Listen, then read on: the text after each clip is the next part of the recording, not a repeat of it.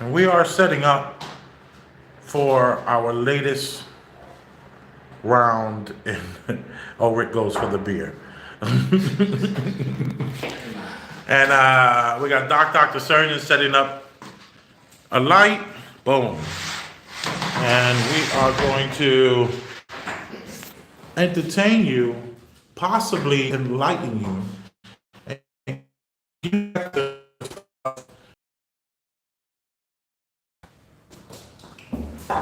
What do you think? Do you concur? Us or the audience? I concur. You concur. You concur? Yeah. So we don't have. Sorry. We don't have sound people or lighting people. We have what's called ambition. And through this ambition, should we have already been set up before we went live? Who makes these rules? Come on. Who's making these rules up? Are they making them up as they go? I would say yes. I think Prime. Buzzing. Also, Elvis, I'd like to thank you again for this. Whoa. We don't have to talk, bro. Come on. Am I styling the gentleman? No. Technically, no. Anyway, Elvis is being modest. Well, let me tell you. Elvis picked up this nice little sweater for me, and he got it for quite the deal. And I think it's just lovely. Quite the deal. It's quite right. Anyways, how y'all been doing? How's your week, man? Yeah, entertaining people. This light is intense, man. It's making me look like a day walker. Hold up, it might be too much. Let's see. How's everybody doing? What's that thing? I feel like this is in the line about my skin color. We'll cover up. What is going on under the hat? What's that about? That's a scrub hat. You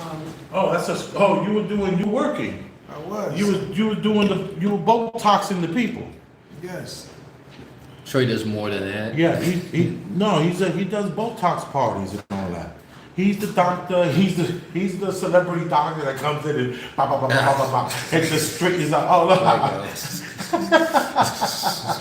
He gets you going, man. He gets you looking 25 years younger. Yeah. What do you So it is actually a scrub top that you put on, and the idea is that any debris from your hair, especially if you have a lot of hair. I don't really have any hair, so I really don't need that. But it's something I do, and I do Botox, which includes cheek lines, crow's feet, smile lines, these forehead and so on and so forth. So we do those things. So I do that primarily on Wednesdays. So this is the reason why you catch me like this. And I got, Dr. Small Hat. So Doc, you got nice skin. You don't seem to have a lot of lines for your age. You don't mess with the tox, do you? No, I haven't done that.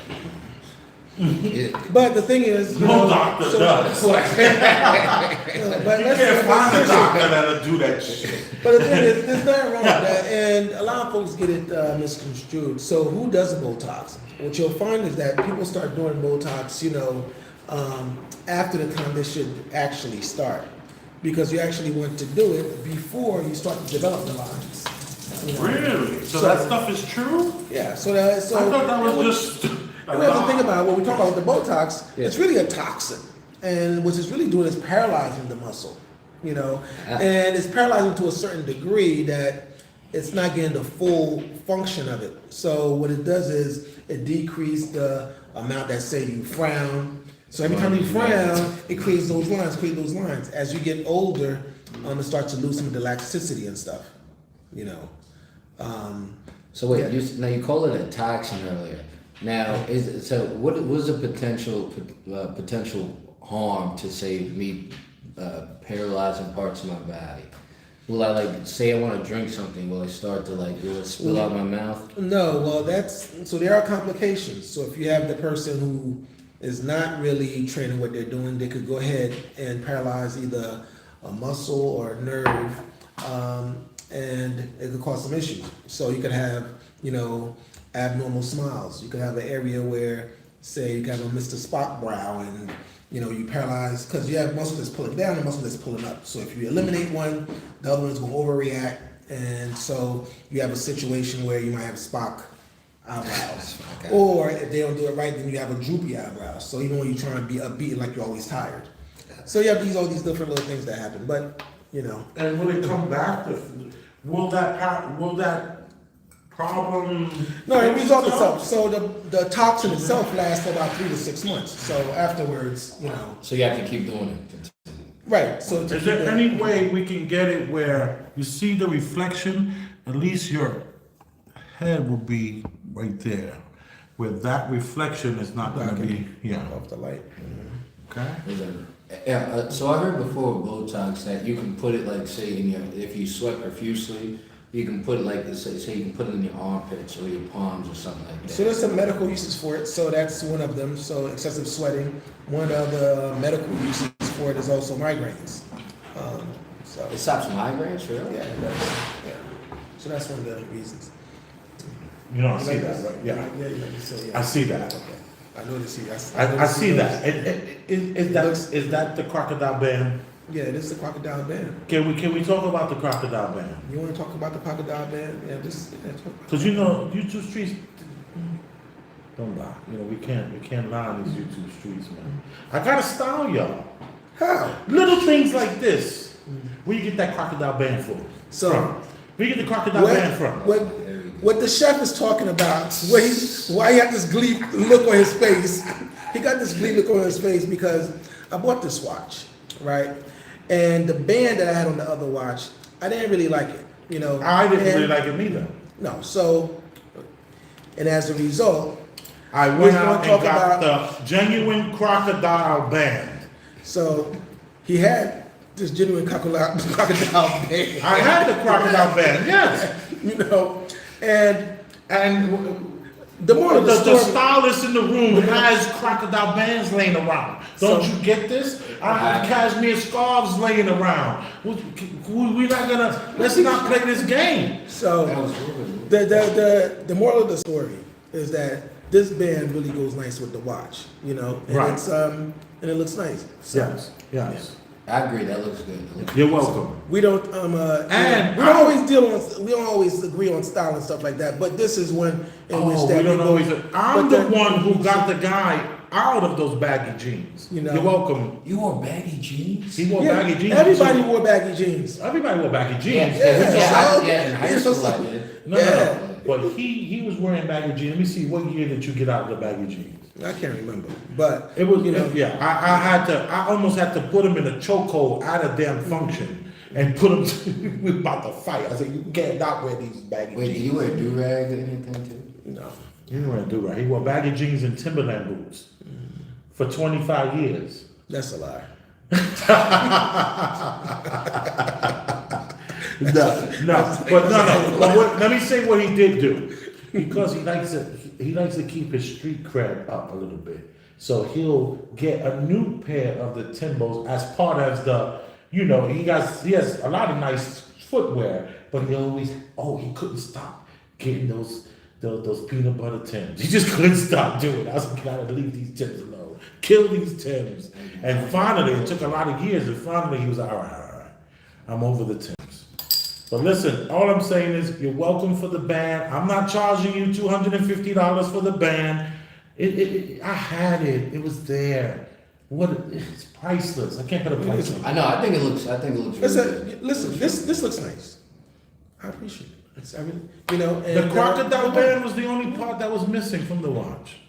So this is good. Yes. I appreciate that. I keep the crocodile shoes that I donated, because I used to have tons of crocodile shoes. When I was in the bar business, I was crocodile shoes and cowboy boots and, blazers. I had 150 blazers at one time. Now I still have only like 6 in my storage. For one day, I'm like, I'm gonna fit this again. And that's my number one blazer is that made me the happiest was the 46 long. Oh. The size, the size. perfect size? That was my perfect size, 46 long. What you're looking at now is a 54 long. So, times have changed.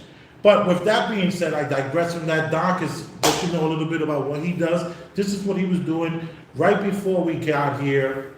We weren't able to do it yesterday, which is what we normally trying to do. Yesterday was my oldest took my youngest kids and I dropped them off to her.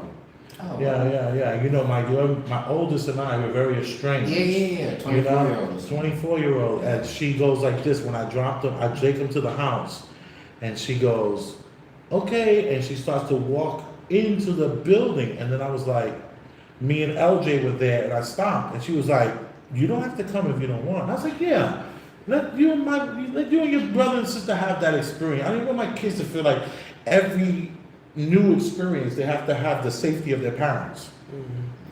You know, so I wanted them to just have that with my daughter, my 24-year-old. She knows I trust her because there were times in the past where she was like, maybe I could take my brother and sister, and I was like, I don't even know you. What do you mean? You gonna come take my kids? That ain't, I don't play that. I'm very protective of my children, and you know, so it was kind of cool to see the transition. Now she's like, even was willing to let me come upstairs after, you know, our issues, you know? Yeah, so that's kind of, we It's a talked beautiful about, thing. I think it's really great. I was That's like good. really That's a cool real about good that. thing. I mean, because, you know, I'm so arrogant, I always say if she don't like me, it's only because she don't know me. Get to know me.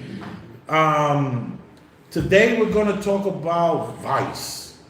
And this is, of course, fair use. We're not going to really show a lot of images. What we're going to do is we're going to just play the thing. We'll show a few images here and there to see who's talking. And we're going to listen to a lot of it because I know we don't have a lot of time. You guys have things to do in the morning. Unlike me, I don't get up to 10 o'clock. We all know that.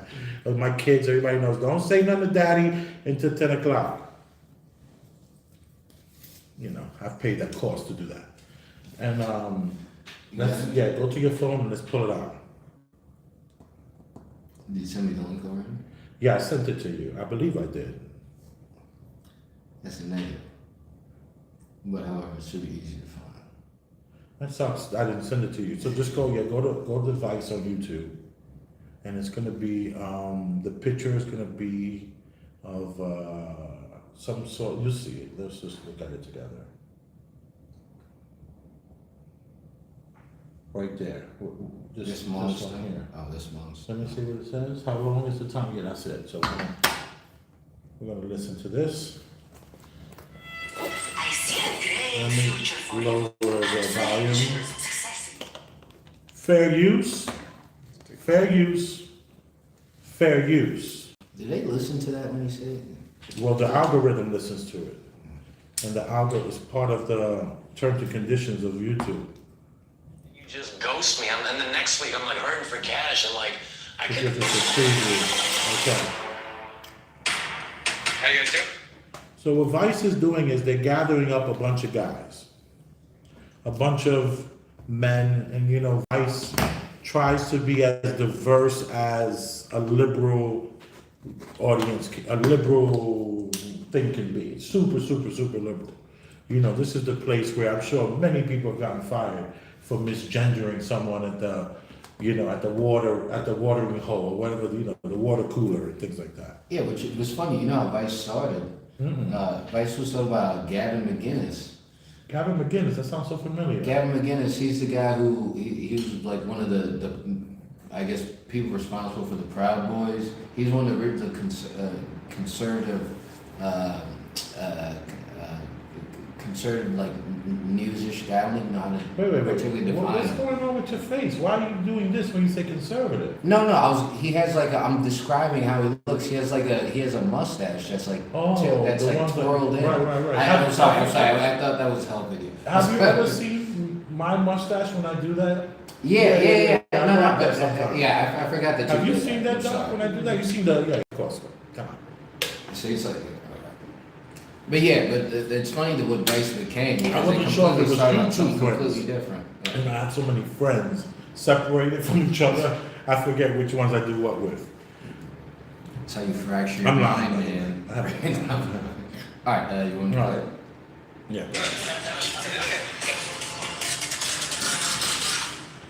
My name name's Krishna. Thank you all Also, for cheers. being here and talking through masculinity, what it means to be a man, etc.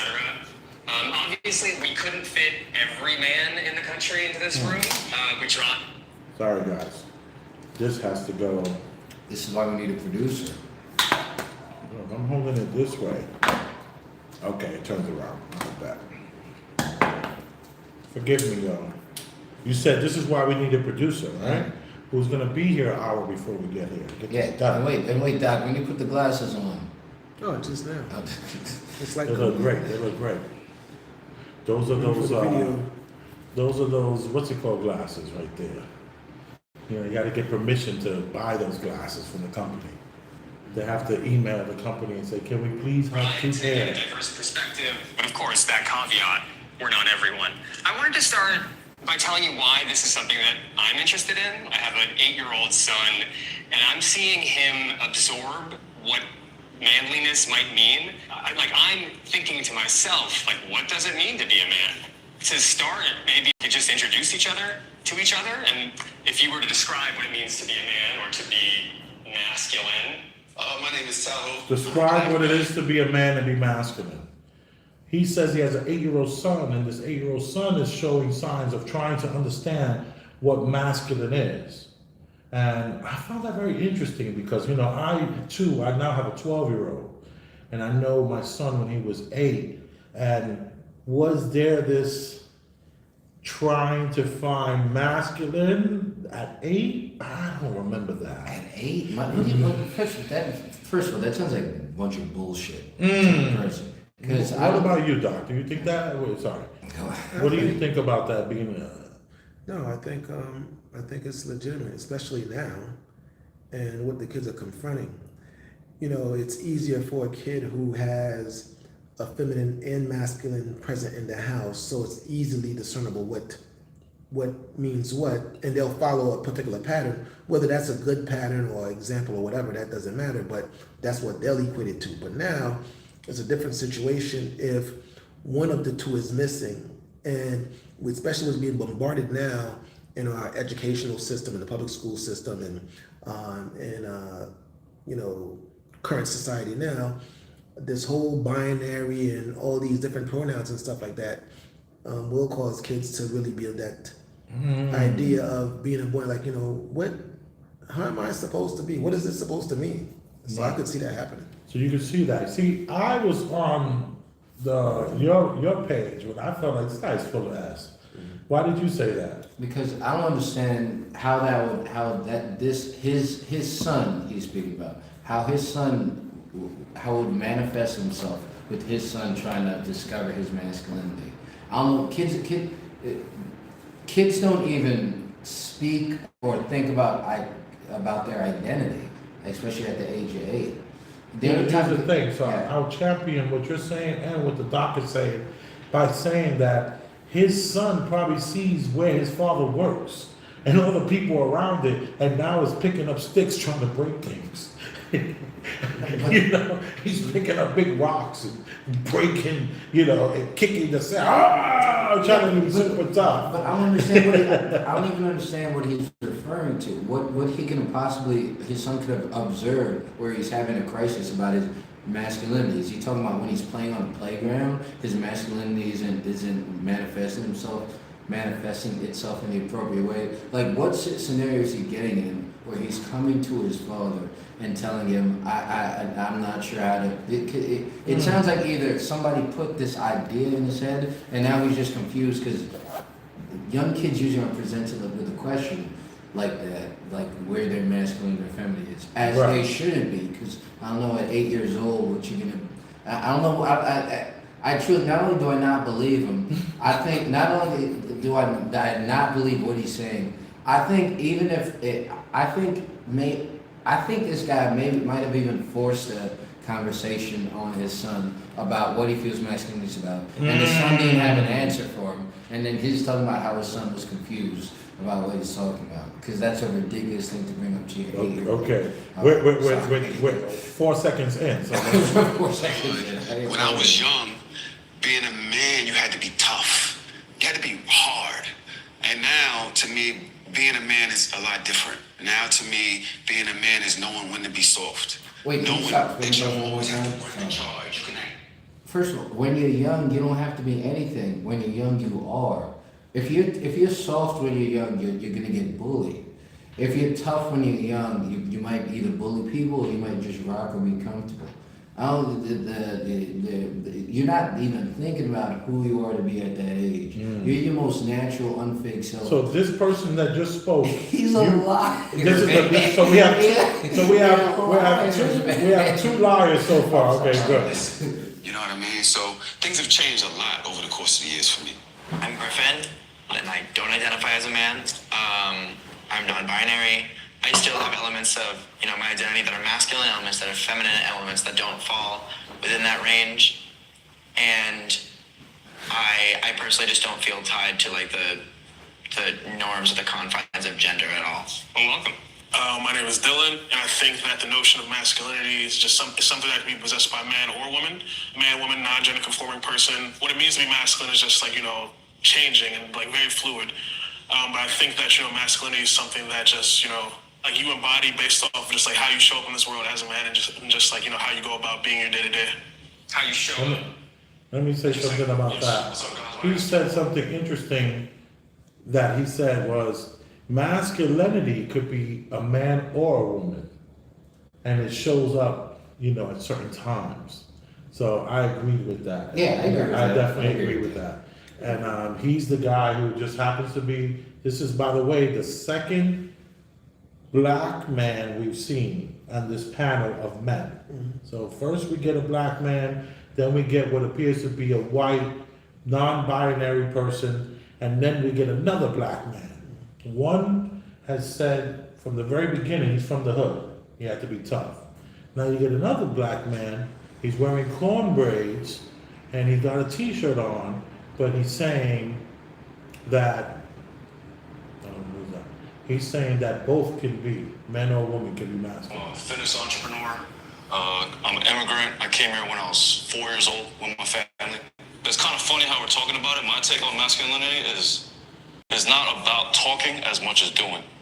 I think at its core, a man has to be efficient, competent, and be willing to do what it takes for themselves and their loved ones. I was not always a good man. I was not always A man is good and competent. So this is now the minority of the group, which is the Asian. He's the Asian. Maybe Chinese got here when he was 4 years old. His cadence and his voice is that of a very baritone voice. He doesn't sound Asian in any way. So he's tried to assimilate to some degree. And then now we have another white man with a cowboy hat. healthy masculine man. And so as my life has changed, I've identified 5 points that I think make a truly masculine man masculine. Okay. I think point number 1 is a man who walks with God. Point number 2 is a man who stands on principle. Point number 3, which is a masculine man, is self-sacrificing. So someone who is willing to sacrifice for point 4, the people that he leads. A true man is a leader. And number 5, a masculine man is never a coward. That's a lot there. Yeah. So we got 5 things. Man. Yeah, you got what? Well, he said a man of God, right? Yeah, all right. So I agree with him. In terms of a man, masculinity is somebody who stands on principle. I think more than anything, I'm not gonna. Let's hear it again. Let's hear it again. So someone who is willing to sacrifice for point 4, the people that he leads. A true man is a leader. And number 5, a masculine man is never a coward. That's a lot there. A leader and never a coward. That's ridiculous. A true man is not. If a true man is not a leader, because there's been plenty of true men that existed that have not been able to lead other men. Right. Doesn't mean they're not true. That the true man leader and true Right. man has nothing to do with that. Let's go. Let me just go back one more time to get him from the beginning saying these 5 points, because So you want to go over these 5 points? no, just to hear. No, we just did kind of. I just want to hear the first 2. Those and their loved ones. I was not always a good man. I was not always what you would call a healthy masculine man. And so as my life has changed, I've identified 5 points that I think make a truly masculine man masculine. Okay. I think point number 1 is a man who walks with God. Point number 2 is a man who stands on principle. Point number 3, which is a masculine man, is self-sacrificing. So someone who is willing to sacrifice for point 4, the people that he leads. A true man is a leader. And number 5, a masculine man is never a coward. That's a lot there. Yeah. I liked it. It had rhythm, I tell you, a lot of times it's rhythm when they say the things, it sounds good. It makes you feel, it's like a motivational speech, but I think that it's bullshit. I think it sounds good, but the definition that he's giving, he said something that I really have a problem with people when they say I wasn't a good person. And it's like, were you a bad person? And now you're good? I wonder, like, why would I want to even know this person? Like, did you do bad things? What represented the bad in you? No, that's not. You know what? I see that a little differently, because I see when he says that I wasn't a good person. That means he actually holds himself to certain standards now, which he might have not have held himself to like before, in a sense. Because then you were just like being. Now he's thinking of like the things he did in the past, and he's so removed from those things that he sees as like, I used to do those bad things. I used to. He used to smoke a little weed. No. I'm talking about like actual bad things. I'm talking about he was in bar fights, a few bar fights. Come on. No. I mean bad things that would hurt other people. You see, I don't get that. I don't like people that were pieces of shit and now they no longer pieces of shit. I don't like people that used to be pieces of shit. I like people that were always good people. Does that make sense? Yeah, it makes sense. It's like I never, all the things that I've done in my life, because they threw me in the lion's pit, and I came out pretty scarred up, but I never was a bad person through it all. Through it all, I was still a good person, a decent person. Yeah, but what's your gauge his gauge and good? But he has certain principles that he lives up to today, right? That he probably didn't live up to before. And now to say he's a bad person, I think it's rhetoric. Let's get into that as we go on. I think what it means to be a man. Third black responsibility. As a man, it can come with a lot of power, and with great power comes great responsibility. In short words.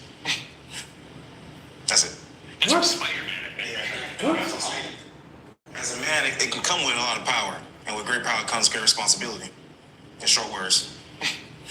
That's it. That's from Spider-Man. I don't even know. Being a man is powerful and with great power. That's Spider-Man. Yeah, Spider-Man. What do you think about Spider-man? Shut up. What are you talking about? Why is this guy?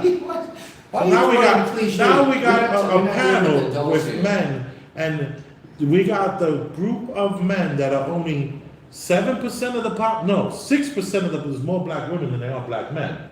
But yet we have 6% of the population, right, is black.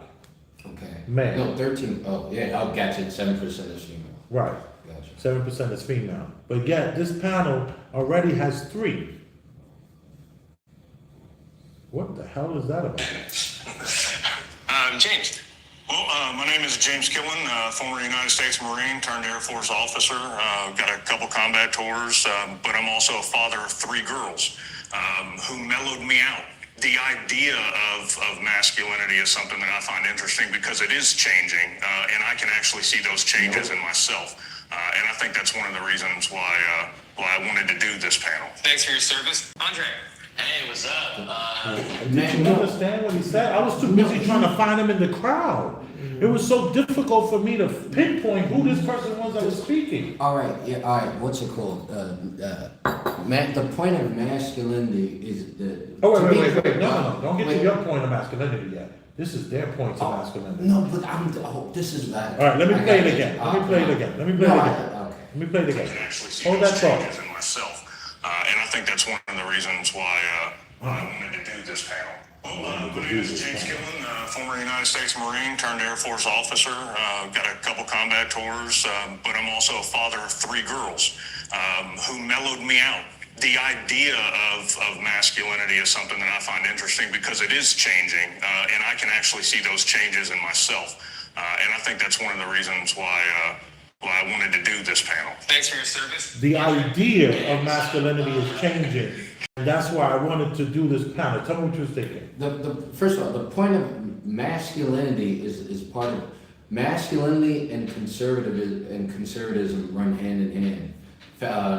Femininity and liberalism run hand in hand. Masculinity is part about staying with traditions and kind of holding principles. Wait, is that what you think masculinity means? Part of being masculine is being a I person. don't want to know what you think about masculinity yet. I want you to talk about what he said. I'm talking about how what he's saying is completely the fact that he's saying that the idea of masculinity is changing is an issue.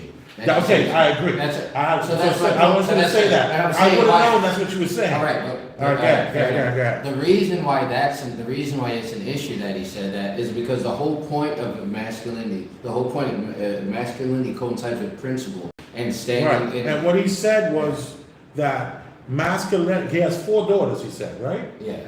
And his 4 daughters now helped him realize that masculinity is something that is actually changing. I'm thinking what I got from that was that he has to be more sensitive to his kids. You and I have talked about this and length, hours we spent on how we should be with our children. Like, are we being too hard or too soft? Should we tell them we love them? Should we stop telling them we love them? Should we tell them we love them more? Should we, you know what I mean? All these different things. I'm thinking he got 4 girls, and to me, they're breaking them. That's what it sounds like to me. You got 4 girls and your wife, and you're being broken, sir. Well, what do you think? You got a daughter. No. Let's go to the next one. Yeah, man. I think Asian my number idea 2. of a real man Or Pacific is, Islander. someone that gets the job done, and provides and all that. I don't even know what that means anymore, but Provides. I don't know. You It's don't know changing what every provide day. means. How do you think it's changing? No, it just seems like everything's changing every day. It's like a new world order, So I don't. Listen to me, Tony. New What World Order. a title for the ad. New World Order. Doc, what do you think about this young man, what he just said? Yeah, I'm curious to see what the rest of you got to say. All right. This guy says that he doesn't even know what masculinity is anymore. And he also said he would have thought that it was about being a provider, but he's not sure anymore. He's not sure what a provider is. Yeah, you know what made He me doesn't know think? what providing is. What does that even mean anymore? Yeah, I think Yeah. he means But we providing. understand. I mean, I think he means providing there's a lot to unpack financial there. security, But go ahead. financial love, and You know what I thought of? His mother's still paying the rent, so he don't know what a provider is anymore. Like, wait a minute, I still got moms paying rent here and bailing me out of all my situations here. So who's the real provider? I need you to just move it a little more. We're going too further back. I need to see, just right there. Can you move in more? yeah. Right there. All right. Here we go. So that's the first thing that popped me because he looks so young.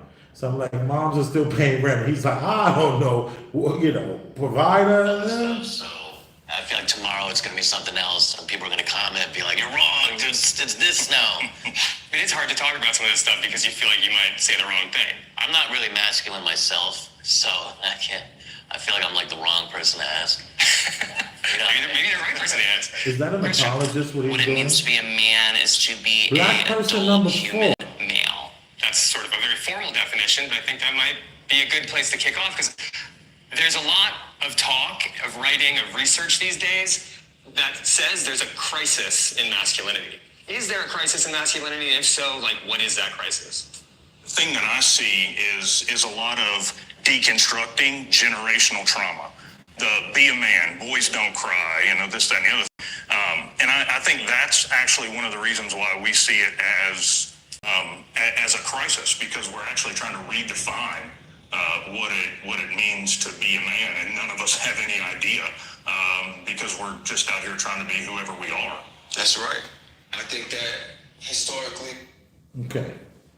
Well, for a very long time, I've been saying for a minute that there is an attack on masculinity, and that just kind of like represent that attack, playing itself out after generations of this effect. You know, men and women, masculine and feminine, did not share so much quarters together. You shared that quarter in an intimate setting because you're forming something, forming a connection, forming a family that's based on that type of union. Now, it is so widespread that men and women are intermingled. And what we have now is women trying to be like men and men trying to be like women. You know, men being shamed for doing something but not going home and helping out with chores and things like that. And then women are being shamed if they decide to be a housewife and be home. And they can't stand on that. They have to say they're doing something else, they're having a career or something like that. Otherwise, they'll be challenged by other women saying that, you're less than because you're not pursuing some other things. So at the end of the day, there's truth in all the things that people say. I tend to not even think about what their plight to how they got to their conclusion, but hopefully trying to get to like the truth of what it's really all about. And at the end of the day, we have masculine and we have feminine. The masculine was the preview of the male and what comes instinctively, not through what you heard, not through what you saw, but initially what comes through instinctively is the fact that, at the end of the day, you have to perform and you have to be a person that can be useful by providing and protecting. If you can't do that, you will not be excused. As opposed to a feminine, you are there to be helped. Whoa! So the feminine man is basically allowing himself to make mistakes that the masculine man has to provide, and he can't make mistakes. There is no mistake. So that's why the young guy is like, I don't even know what a provider is anymore, because he's allowed to fail. Think about this, for example. Your face. Think about this. Think about it. For example, can you fail? No. I mean, isn't it even an option? No. You understand that? So it's and the thing about it is, and that's ultimately I can't. Yeah. But I failed a lot during this road. I think I'm done failing now. I'm done with it. And I'm over the failing. And the thing about it is, if we fail, we just fail, and that's it. There's no recourse or anything like that. And it's be able to live with the fact that your decisions going to allow you to, really thrive or not thrive, and you can't expect handout. We're creating a world where everybody is dependent, and that even the men are dependent, is what you're saying. Yes, this is what he's saying with this mentality. But you're coming in with that. It's changing. Masculinity is changing. It's changing so much that we are now allowed to fail, and we need a lot of help. And then we don't have to win. We could just be, and y'all all gonna just be, and we can't tell you how to be because y'all gonna just be. That's what they're doing here. It's all what they're doing here. It's all part of. Being a man was rooted in patriarchy and misogyny. And now we realize how harmful. Being a man was based on patriarchy and misogyny. Wow. This dude sounds like a woman. Yeah. This is black man. By the way, the 6% of the population represents 4 damn people on this panel. Something ain't right here. There's a message that's trying to be sent. Whoa. To make folks, Respectfully, Vice, 6% of the population, right? No. I don't even need to use my other fingers. The thing is, why is it so available? I don't need to use my toes. Something ain't right here. And the thing about it is, what is being suggested? Are all the viewpoints really being expressed? Like, some knee-jerk views are not even expressed in this panel. Well, let me say this. They did this panel last week with women. And one of the women that was on the panel, this is like a 45-minute show, she said they were recording and asking questions for 6 hours. And this is what they showed what they put up. So this thing might be another 5-6 hours. I know. And we're hearing this, so we don't even know if this even matches the questions. No. Or the timing. Right. This this answer could be from a different question 40 minutes in the future. It's possible. No, but we understand what these people Well, we do. got 6 hours of, And then when we know the overall They make it- idea is to break down, this structure that we have with the, really challenging and stomping out masculinity. stomping it out. Exactly. And So you feel that masculinity is being stomped out. oh yes, oh yeah. I'm sorry I got you out those baggy jeans, dude. You want to be more tougher? No. And so we don't really know how to define where we're supposed to be. And I think the reason that they're saying there's a crisis is because the box has gotten so small for just being, say, straight, just being a hetero, right? Because if you do anything, women judge you. What do you mean anything? If I dance a certain way, or if I wear my hair a certain way, if I dress a certain way, they go, real men don't do that. Real men don't do that. And so you get scared to move a certain way because you don't want to get judged or outed out of the accepted part of your community. And I think that kind of has us in an uproar and we don't know where to be. Like, where's the safe place to be for men now? You know what I mean?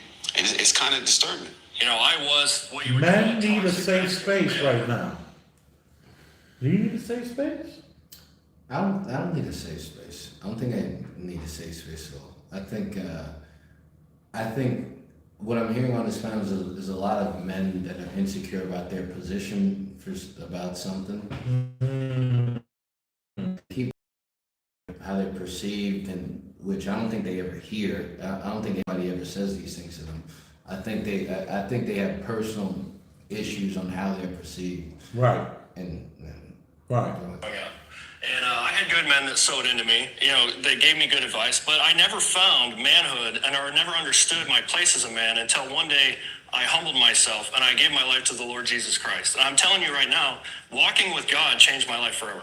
Can you define toxic masculinity? I would say toxic masculinity is like what he was just saying, where you're using that leadership role or that aggressive nature in a harmful way to harm other people, to get your way. So the biblical structure for manhood is very humble. It's self-sacrifice. It's not self-motivated, but it is motivated by principle and standing on what's right. So there is a clear-cut vision for manhood in the Bible that I live by, and I think our culture used to live by, and I think our culture has lost its way.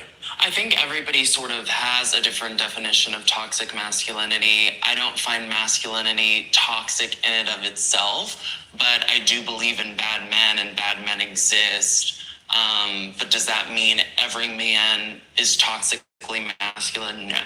We were talking about a crisis on masculinity. I think that there's a lack of understanding there. So it's like, This idea of the toxic masculinity, what do you guys think about that?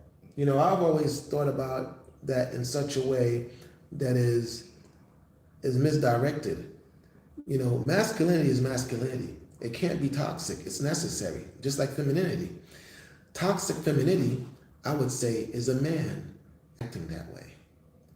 Toxic masculinity, I would say, is a woman, who's so embodying what a masculine attribute is, it created some type of toxicity.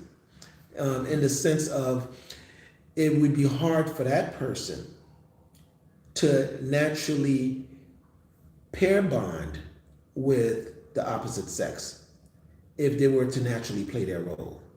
So what you'd have is two masculine folks, in a situation where it really wouldn't work. You could almost think of it like this. Most women could maybe appreciate this. They don't appreciate the man who's a good-looking guy, but all of a sudden he's more prima donna than she is. He wants to get in the mirror more than she does. He wants to make sure that he looks good more and is looking for that attention on the outside. Say it is a good-looking guy, and people like to say, "Hey, how you look?" Give him compliments all the time. The minute if they're together and he's the one that gets pretty compliments, she's not trying to deal with that. Likewise, a man who's masculine don't want a woman who's portraying this masculinity. The same way that would turn you off of a, I don't know what the term I would use, an extra pretty boy or whatever, who's, somebody who's into their looks. Not necessarily that he's flamboyant or anything like that. He's just a straight guy who's just really into his looks. Women are repulsed by that. because they naturally understand they're supposed to be the pretty one, Right. you know? And So let me say this. So You're I think- equating toxic masculinity is when a woman embodies the man. yes, And toxic femininity Which is we when don't talk the about. man Yes. embodies the woman characteristics of primping in the mirror too long, maybe buffing the nails, the pedicures, all that kind of stuff. I think no. So it's different in that manner. I'm talking about the fact that when he portrayed that out into his relationship and his interaction with society, you know. Now he's So- taking selfies in public. Yeah, that type of stuff. That Yes, type of yes, stuff. yes, right, yes. right. So Yeah. you know I don't know if I've ever heard that argument. Have you No. heard this argument, or this is you? This is you. me. This is me. It's a good argument. I like this argument that toxic masculinity is when a woman is masculine. Yes. Because I can never be toxic. Yeah. No, and that's true. Sorry, That's I true. felt a sinful to pee. Yeah, Just sinful to pee. R.I.P. Just I That's a felt funny it. guy. That's a funny All guy. right. Anything you wanted to add to this? About toxic No, masculinity. well, So- no. No, there was To the point that the doc made. That's what I'm looking for. No, there was something specific. So I also disagree with the notion that you can have toxic masculinity in general, because all they're doing is they're attributing bad behaviors to masculinity and they call No, it we toxic get that. We get masculinity. that. I want to know, what do you think about this new idea that I've never heard? Is that the toxic masculinity is when the woman takes on the masculine trait, and the toxic femininity is when the man takes on the feminine trait, but being heterosexual at it. No, I think I mean, I guess it makes sense in that if you're trying to portray a specific way of being, in other words, if you're trying to be masculine, that's gonna come off as bad. Like, I'll give you an example. So I had supervisors who work above me who are women. And now this doesn't happen with every woman that's been above me, but I have certain women who work above me, and they can be very abrasive, and they can be very kind of almost belittling. But I don't think I think they think that's an image of being strong and being powerful, not taking anything. Right. But the issue, what they're missing is they don't have the natural tact, because if you're doing something that's not something that's not in you, it comes off as odd, and it comes off. Say you're trying to be like the example of someone trying to give you direction, and someone assumes that I'm in a position of power, and let's use a woman or superior for example, and this woman is kind of more. Just talking over you and saying, well, this is what it's going to be and this is what it has to be, and she thinks I'm not going to be stepped over, and what's ending up happening is she's kind of I guess overcompensating in a way in order to portray a sort of masculinity. But So I is agree that- with you. yeah, okay. No. So but I agree with you for different. I think any personality trait, anytime you're trying to be something that you're not in a way. I guess I try to not say it in a cliche way. Anytime you're trying to portray a different aspect of it, I guess it's toxic in a way. Even when you're fake feminine. And I'm not. Or too fake sure. gangster. A fake gangster. Fake Any gangster, simple way. like the guy Yeah. who went to prep school, right? And the guy who's never had a fight in his life, he's then at some party somewhere where it's only white people around, and all of a sudden he wants to be the gangster.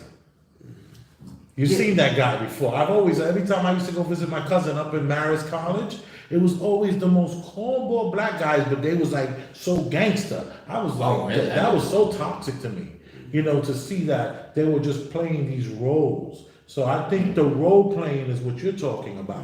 When you take on these roles, that's what this guy is finding so confusing, the young one, who I said moms is probably still paying the rent, and the other one with the 3 daughters. They seem to be in a place where they're seeing masculinity take on such a role where it's becoming so No, fluid. because that guy's playing the role of a father. He's role playing as a father. What He's his not being interpretation of a father He's a is big with interpreter, girls. and he thinks his interpretation of a father is not only goes to the white man and the black man. The white man, where he talked about he had 4 girls or so, Right. and he said now all of a sudden now masculine. I don't even remember what he said specifically, but he said something along the line is now masculinity is maybe we can go back to it. And he said, now that I have 4 daughters, now I see, The I role can of see. masculinity is Yeah, changing. and he said the fact that masculinity changed kind of got me. I would say stopped this. thinking about I would say this. Masculinity have not changed at all. It has always been the same. It will always be the same. Now you may have folks that come around afterwards that try to redefine it.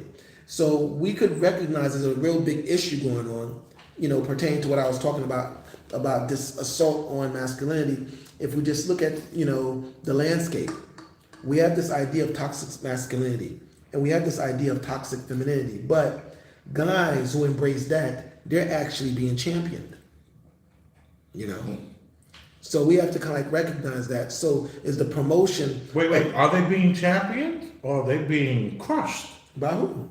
I think You they're being say championed. masculine men are being championed? No, toxic femininity is being championed. The guys who are embracing that, who are embracing that. Yeah. So they're, being, so it's a dangerous time. Let's go back. Masculinity. I'll back it up just a couple of seconds. And this zesty one is talking. But does that mean every man is toxically masculine? No. When you're talking about a crisis on masculinity, I think that there's a lack of understanding there. So it's like masculinity being masculine isn't toxic. It's just like there are portions of it that you can dive into that make it toxic. Because I think a lot of what we think of masculinity is tied into patriarchy, right? Which is to say, like, for the longest period of human history, like, men dominated women and got the lion's share of stuff. I think a lot of times some people make Men dominate women and take the lion's share of stuff. First of all, men dominated men and women. Women just have men dominated the same amount of women that were being oppressed, the amount of men were being oppressed by certain dominant factors. Well, they were getting killed. They were getting beheaded. But that's why I wanted to go to when you were talking about masculinity versus femininity. The difference in femininity, when countries and when regimes are taken over, the masculine ones. The reason you kill the masculine ones, or forget men or women. The masculine versus feminine is because the masculine people won't adjust they won't adapt to your principle because they have their own principle. And if you have a principle, your principle is not fluid. You have your principle. You're gonna die with it. stern. You're the first to You're gonna go. die. And then part of being feminine is being, I guess, there's a fluidity and there's a not being sure of what you think and being able to be change and being able to the quote unquote listen. But it doesn't mean that you understand. It just means that your social pressure can get you to listen. And so Right. Good. I get it. masculinity into a caricature, like it has to be this alpha bro tough guy. Exactly. And I find the low-key guy who, is a really great father and a great husband and maybe not like drinking raw eggs every day to be a lot more masculine than the alpha bro who's going and like banging 20 women per weekend and not a responsible man. I find it more masculine to He's be. talking about you a little So bit part right of there. this, no, stop it. I Part of think this- he talked about you a little bit, Ulrich. You don't think so? Elaborate on that statement. Well, you're the guy who goes out and, No, there's successful weekend after weekend, I think you're like, come on. And so what I think, what he's referring to is just like arbitrary stereotypes, like eating raw eggs and overly Yeah, it was like a training. Rocky movie. He's talking just absolute like nonsense, and this is what the conversation is being reduced to when it comes to masculinity versus femininity. They're talking about femininity as far as wearing a dress and getting your nails polished. The feminine and masculine has nothing to do. The only thing masculinity has to do with staying tradition. Femininity has to do with fluidity, and femininity works great in art, but it doesn't work great in society or policy. It's beautiful in art, and it makes the most beautiful, interesting art. It makes the worst society you can ever see. They don't know. They're talking about clothes. They're talking about a whole different conversation. I think that the background of this is that we are saying that gender is this like real thing that has real ideas and implications. And Griffin, I'm wondering, as someone who identifies as non-binary, how does this conversation strike you? Well, I think that it kind of becomes like irrelevant whether or not we attribute like having like a good ethical compass to being like masculine. Attributing that to like the gender constructs which we have made up, which are like somewhat pointless, like kind of just feed into needless roles that uphold the patriarchy without even knowing it.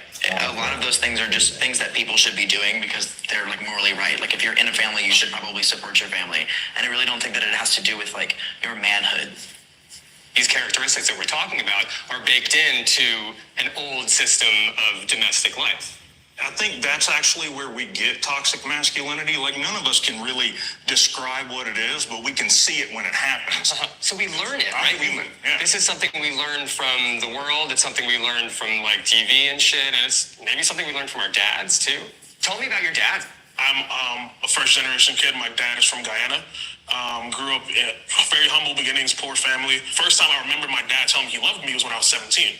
And he was like saying like he was proud of me because I was about to graduate high school and things like that, you know. I'm appreciative of all the other things, you know, being present as a provider, but in terms of like, you know, the conversation piece and like, oh, I want to talk to my dad, you know, sex or something, or I want to talk to my dad about, oh, this person broke up with me and I'm feeling pretty sad about it. I didn't have those conversations. So it's like emotional language as part of like how you talk to your dad. This is an interesting part right here.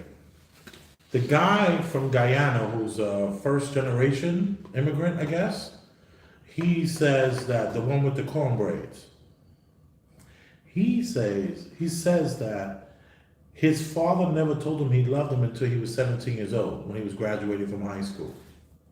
And I know Ulrich doesn't have That's the funniest segue. By the way, you're a bastard. Yeah, Ulrich doesn't have a father. Thank you. Only thing he knows about his father is that he was American black. Right.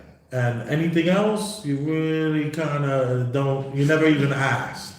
You left the question. You never even bothered to even ask. You never said, "Mom, tell me about your love story. I want to hear your love story. Come on, tell me." None of that even happened. No. So you don't have this desire to want to be told you are loved by your father. See, that was like a big deal for this kid. He was like, he never told him he loved him. No, because he has a line. He has these arbitrary, like, I forgot what mental issue it is, what mental like pathology that is. But there's people who create these arbitrary lines, and if they don't jump over those lines, Right, like a bucket list, right? Not even forget the bucket list. It's like it's on the everyday thing. They're gonna forever. They've decided that they're forever not gonna be happy until they reach A. So when people find that I need to find my long lost father, Right. even though they don't understand what that actually means, is you're gonna have a conversation with somebody from a few Right. times, and you're gonna have awkward family gatherings. But you think that makes you just understand yourself better. Does your mom say she loves you? Yeah, but I would say she's gotten more affectionate. She's got more affectionate when I'm grown than I think when I was like maybe a teenager. So when you was a teenager, she wasn't hugging and kissing on you or nothing like that. No, not the same. Not really. Because she thought to be honest, I generally think she was scared of me becoming homosexual or something. I think she generally thought. Your mom thought you were going to become a homosexual? No, not because of my personality. I think she was scared because I was raised with women. I think So many women in the house. She was like, "Oh boy, we gotta make sure." Because she would even make a comment. If I watched The Office, she's like, "Why are you watching that gay show?" She'd be like, she thought The Office was the gay. She would be so. But it wasn't because any of my personality traits I manifested. Right. But I think from her it's genuinely because of It was on her radar for not to be exposed in a negative way that might influence you and stuff like that. Right. Yeah, I think that was great of her to be concerned in that way. And you never had the urge to have dad in your life tell you I love you. I know for me, I talk about this often. My father, he's never told me he loved me. And that's the same case on my end. But in a different way, I think society in general have made a lot of guys, yearn for that for some reason. And a kid who would never have an issue with it before, all of a sudden is like, oh, well, he never said this to me, so I feel some type of way. I personally don't think of it that way at all, because our expression of love and stuff like that, is really through our action. So he never had to tell me that, because I know he does. He never, and the things I never looked for him. Matter of fact, if he said that to me, it'd be kind of like weird. But his action says it. What you said? So he's never ever said it? No, he never said it. Yeah. My dad. But it's very clear. That's what it is.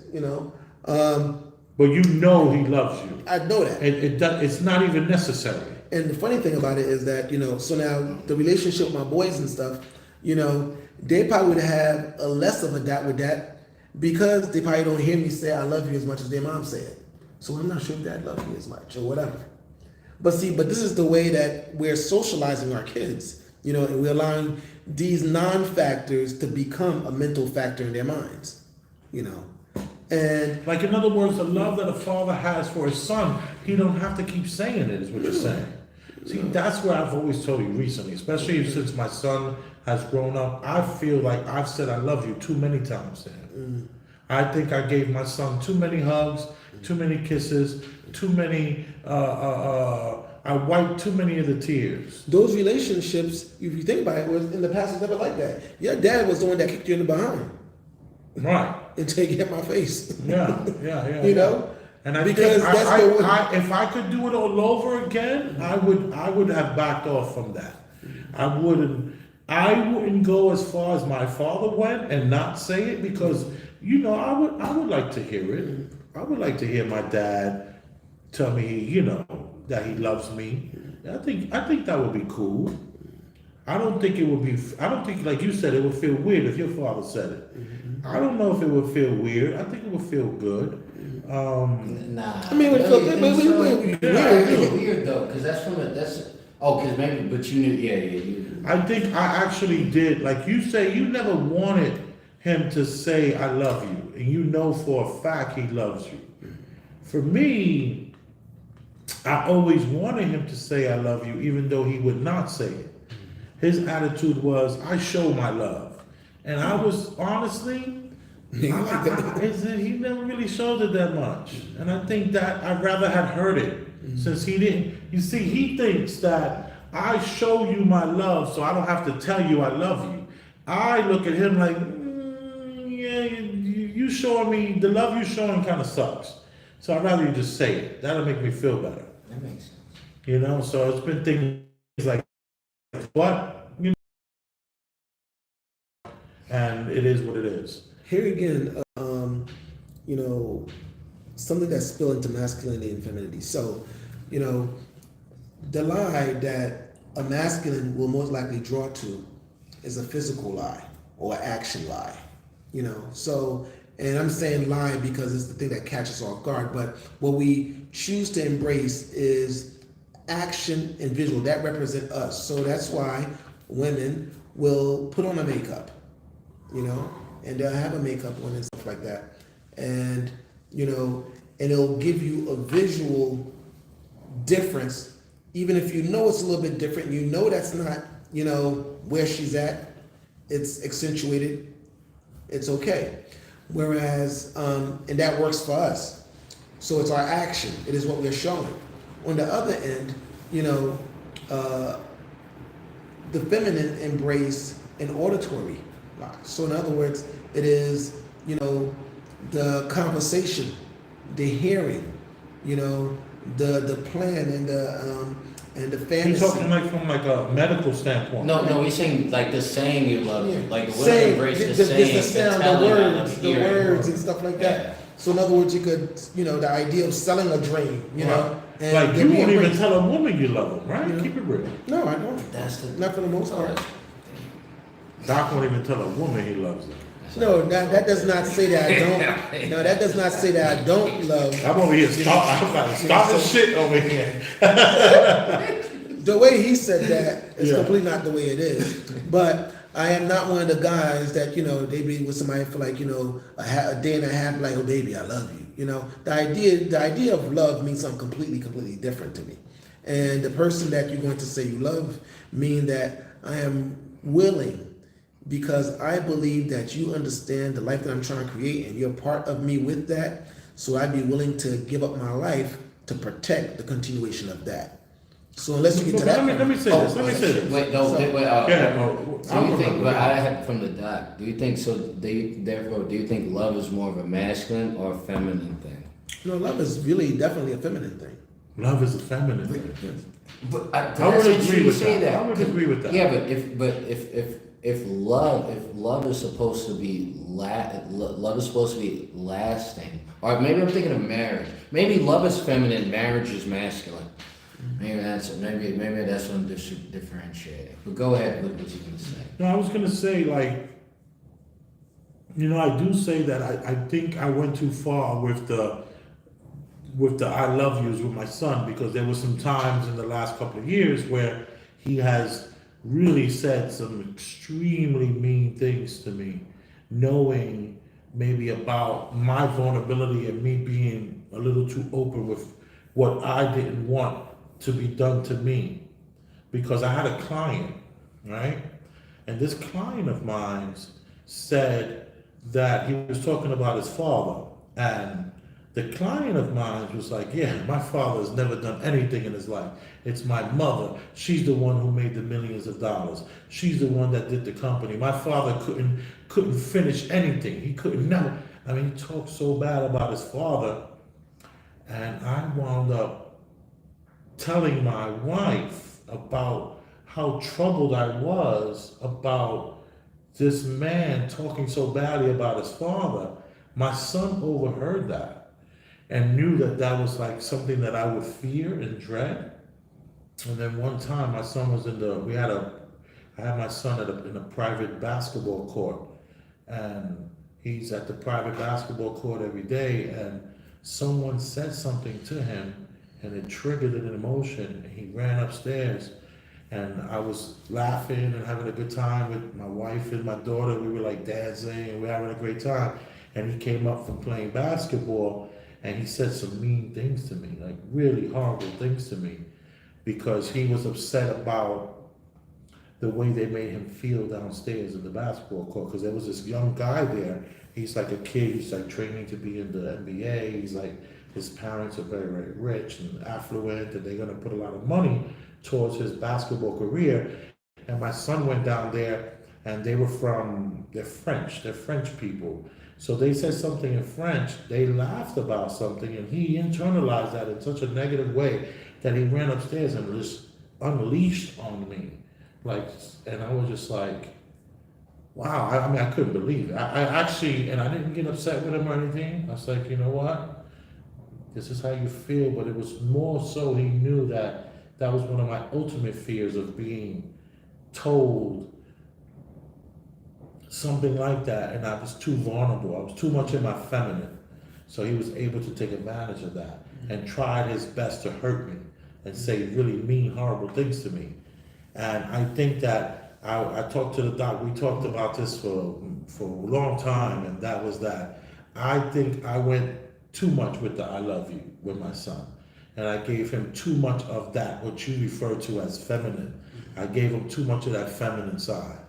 And if I could do it all over again, I would have not allowed him in on fears that I have, or I would have never expressed it around my wife where the kids are ear shy of that. I would have found it a place where I can be vulnerable with my wife. I shouldn't have been vulnerable with my wife and my children, because it kind of backfired, and it was not a good time. And I think hopefully we're past that time now, and we're moving forward. I actually took off a year of any basketball, because if you're going to put your kid and you want your kid in the NBA, we're talking 100, 300, $400,000 is going to cost you to move in that direction to get it done right. Or you could put him in a school and some 200-pound kid is going to destroy his ankle. I don't want that. I don't want my kid playing basketball where some 250-pound kid is going to slam on some kid who's going to be a janitor somewhere is going to hurt one of my son's limbs. My son is valuable. This one guy, he just called me, I got a call the other day from somebody at that place. He said, listen, let me tell you something.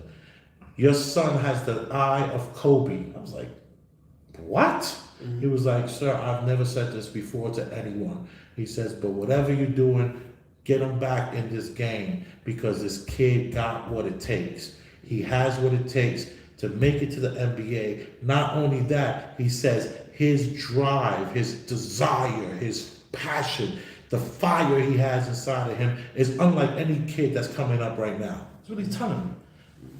And this guy's around hundreds of kids, and he's like, because remember you said, the doc said, "Kid, tell the story about your kids when the guy took the break. The coach offered the break to the children. They were, mind you, his kids are on teams. They're on basketball. They're really good. Right. They're on basketball teams. No, so I think they're having a practice. They're doing the scrimmage.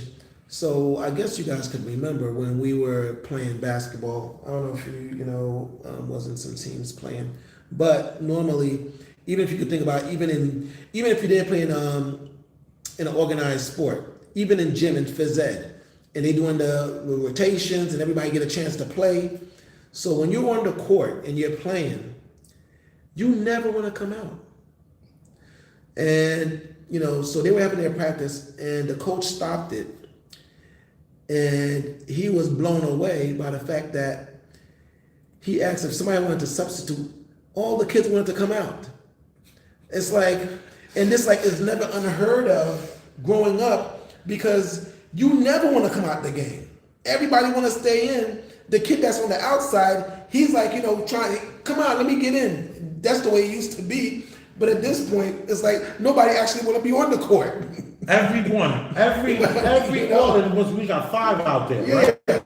And all 5 guys were willing to take a break at the same time.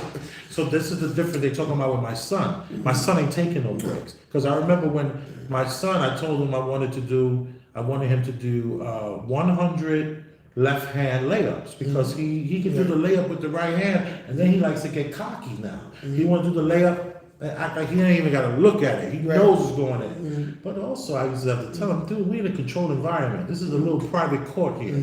Let's take it to the streets and see what you can do. And he's good. But I told you, got turned off by him and the basketball life and all that after he went crazy with trying to hurt my feelings, going out of his way to say mean things to me.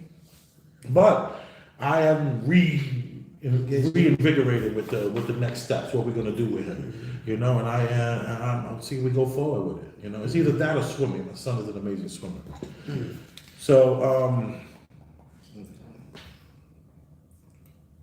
let's continue. My definition of manhood came solely from my relationship with God. It didn't come from my father. It didn't come from the good influences around me. Is God a man? Yeah, and God is a man. And God is a father. And he's a good father. He's a perfect father. And so I think there is a clear definition of manhood where I guess that's where I diverge from everyone else in the room. I believe manhood is clearly defined by God. It is the perfect example of what a man should be. Christian, I see you nodding your head. I grew up in a divorced home.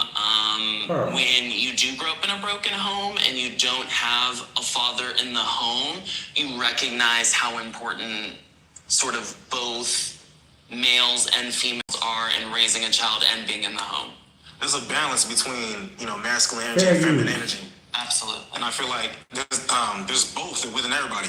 And so there's a balance that with masculine energy in itself that I think a lot of people have trouble trying to reconcile within themselves.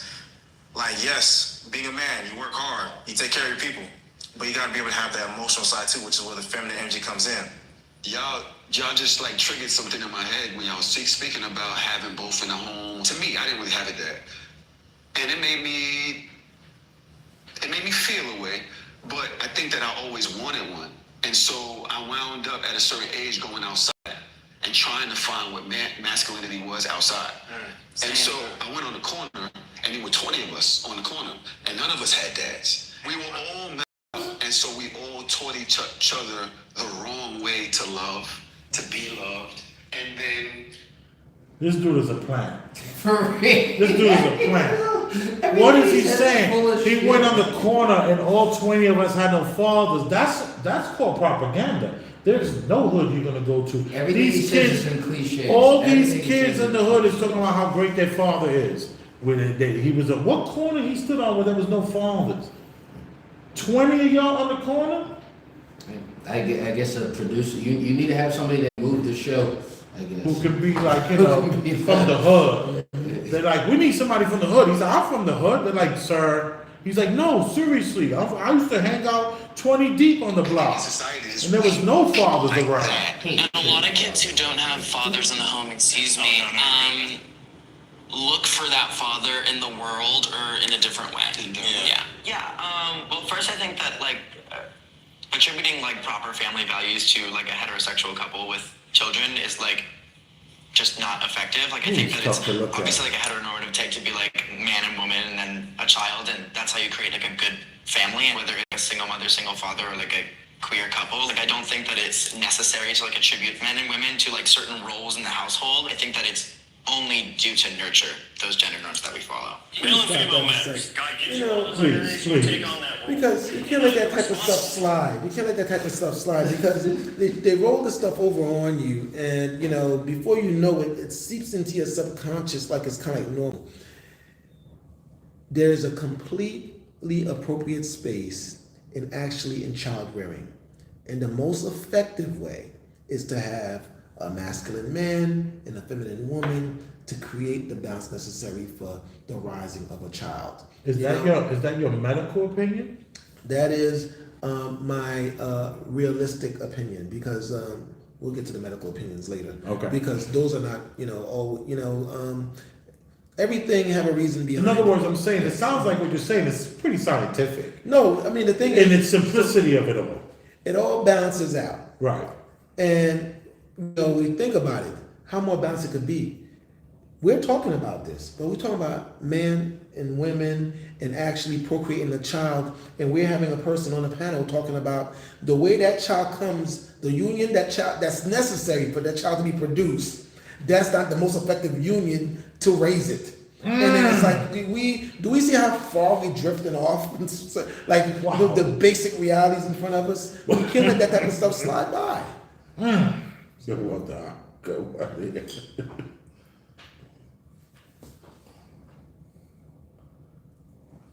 I got you.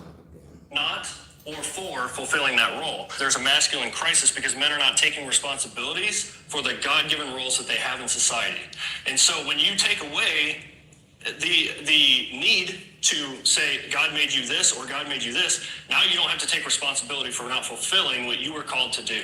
when you do that, you also take away other things that somebody else may do.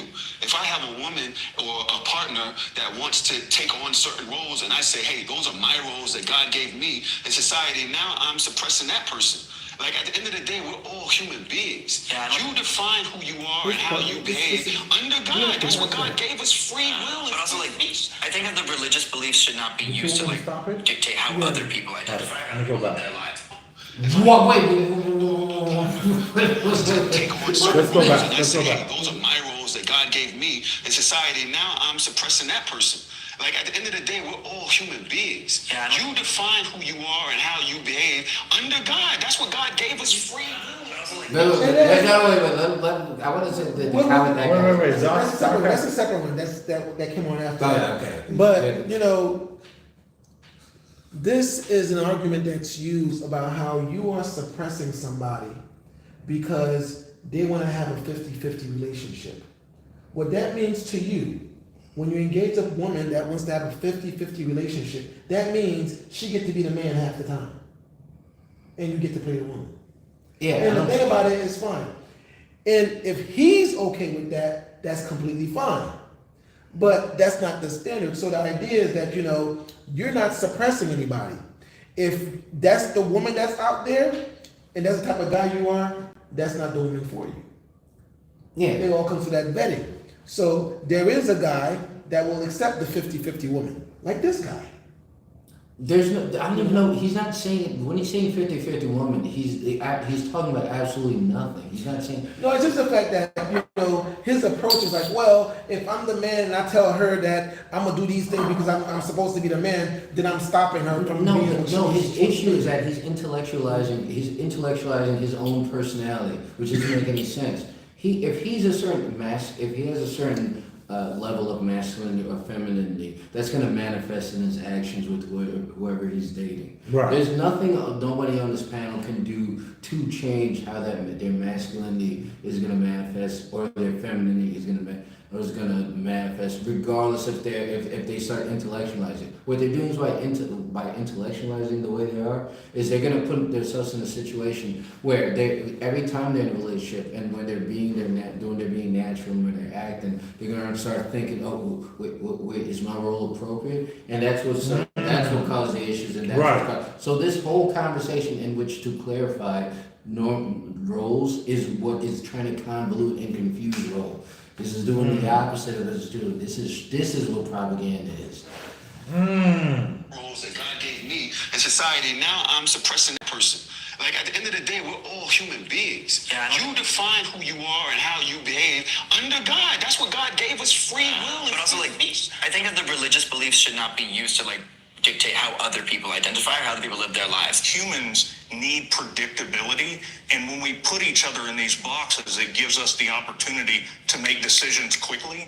And I think that's what we're fighting is as a civilization at the moment, is the desire to put 7.5 billion people in specific boxes so that we can have some sort of predictability or stability in our lives. I was an emotionally abusive young man in my 20s because I had an idea of what my wife should do, and it caused a lot of stress. Why were you the way you were? You know, I had a lot of anger. I had a lot of His wife and his daughters broke this man.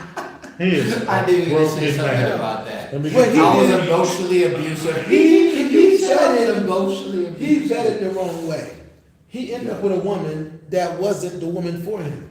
He had a vision, and he lost his manhood doing some other shit. And that is the problem. Women will find, what works for them. And if a guy's not strong enough to be what he is, and he morph into something else, he will morph into something else, be with that woman, and be miserable. Right. Yes. So these Yes. are the things. He will morph. That's a great way of putting it. And the He thing- will morph. And I'll say the guy who morphs is not masculine. Yes. Zach Lee, I see you 100%. I see you, T. Real, I see you, Zach Lee. combat stress that I had to deal with also that I wasn't dealing with because men don't show emotion. There is a social construct that benefits men. And so the responsibility that I've learned as I've gotten older is learning how to not enforce my power, learning over women, over people. You're saying that role gives men. Here's black. This whole show is a propaganda. Tell me what you mean. Tell me what you This mean. whole thing, because it doesn't come across as a genuine conversation to really express what masculinity is. This is just this new washed down version for all men, predominantly, mostly black, on this thing, 6% of the population Right. And it got is half four of it, guys. and the thing is to express how for you to suppress your manhood because it's not a good thing. These guys represent the voice of the nonsense, in total. You have the one guy who's kind of like on a religious front, but they're using that to strike down religion as a banner to use for us to use as a guidance. As a gauge. Yeah. Imagine him saying religion. How can he use religion? He alluded to you not being able to lose religion as a way to Right. as a guy to it doesn't make sense. And guess who Well, said doesn't make it? The sense. non-binary person. The- Is, of course, because the Bible speaks directly against that. And And he said your principle. You can't apply your principle to apply your religious principle to someone else. The only way you judge principles, you judge people is through your principles and through principles. Literally, the only way Right. someone can look at something You're on this. and say you can't. I remember years ago, I think maybe when you had the Acura. So that's a long time ago. Yeah. And the doc and I know each other since the 90s, the late 90s. And one of his first cars was the Acura. And something happened in the conversation where we saw a guy, some girl was driving the guy around. And you was just like, come on, man. You know, you're supposed to take those keys from her and you do the driving. Do you remember this? Like, it was a long time ago where you were just like so just disgusted that this guy is totally, we didn't even know the word beta in the conversation like that. But the doc was like, yo, he's supposed to tell her, nah, I'm driving. We together, what kind of man lets the woman drive? Time out. My woman used to drive me around all the places because I didn't know how to drive. Well, that's a different thing. Or just a little different. We're not talking about you, Or. We're talking about this guy was a masculine guy. He was a fly masculine guy. So you're not talking about me? No, you're not fly, but you're masculine. All right, that's good. But you know, we're talking about he was dressed, you know, like he had the swag. He was like almost tough guy. But yet, he got in the passenger seat and the doctor was like, oh, hell no. What the hell? Like, he just couldn't respect them. That's what I mean. We're talking about the principles. Your principles will gauge how you act and what you think of others. Doc's principles are when the man is with a woman, even if it's her car, he's driving her car. She's not driving. That's a principle. Do you still feel that way? Principle? No. So it's not really a principle like We were that. young. Yeah, we were young. So were you being toxic, sir? No. It's not Your being values? toxic. No, I wasn't being toxic, but at that moment, there was something that kind of like triggered that idea. But most of it has to do with if you want to be equally yoked, and what equally yoked means, and which perspective matters. What I'm saying about, I'm gonna get back to that being equally yoked. But initially, we talked about these from the vantage point that you need to look at things. The vantage point that matters is your vantage point. You're not here to fulfill other people's vantage point. You know what I'm saying? Yeah, just hold it up. Let it flash a little bit. Yeah, that's a nice band. So it's not the watch, it's the band. It's the band. It's the band. Yeah, of course. The band makes the watch. Come on. But the vantage point, is yours. You're not really here to fulfill other people's vantage points.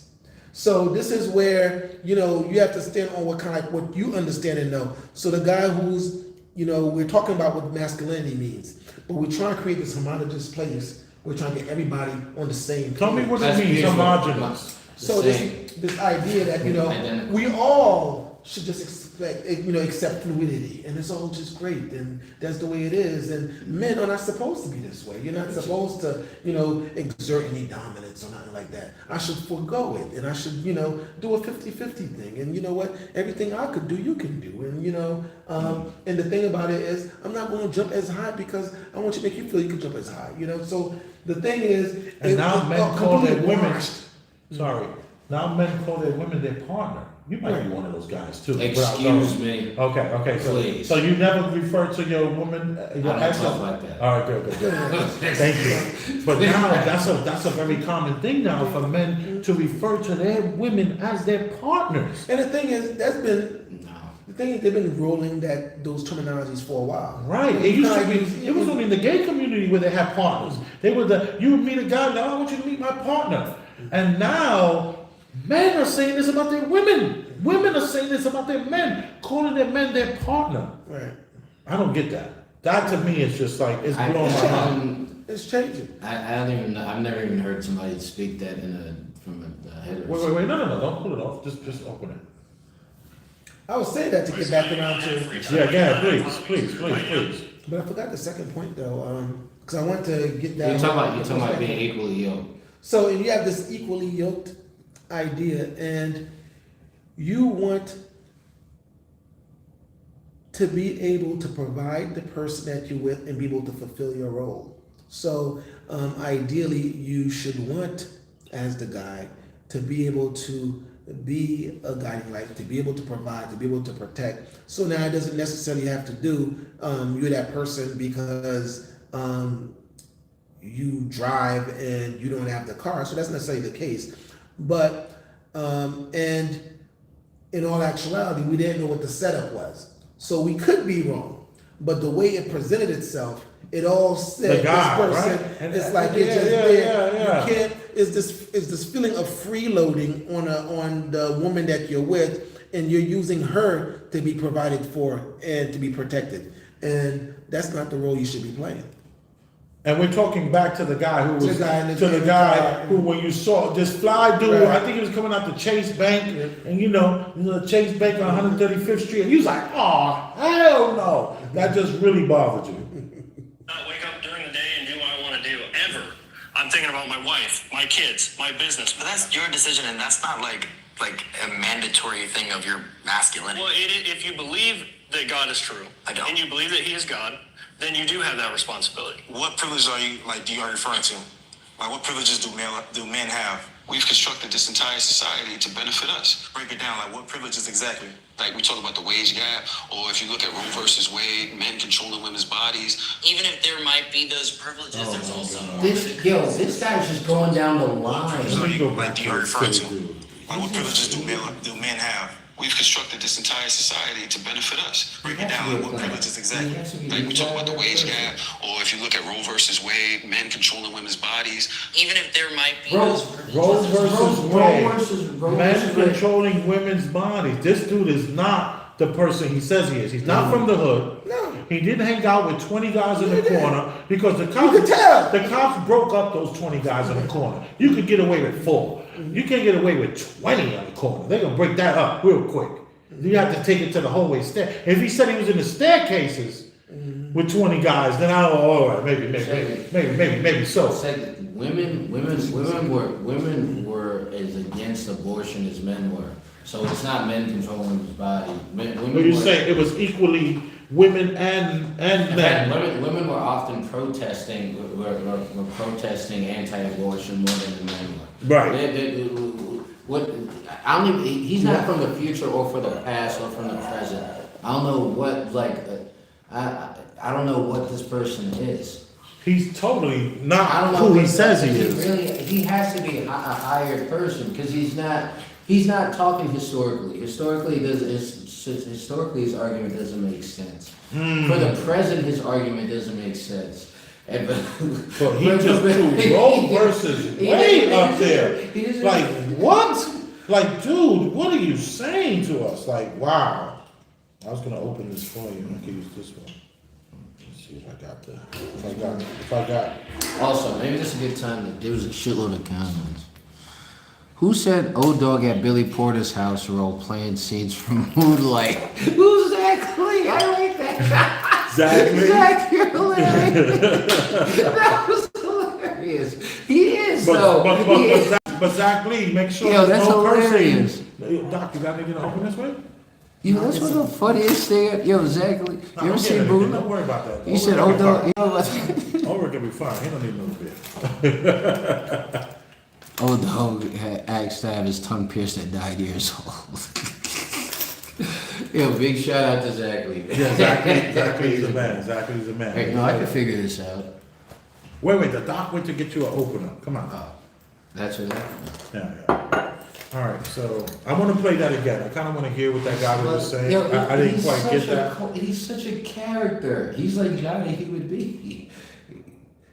I don't. He's like semblance of sound bites. What privileges do you referring to?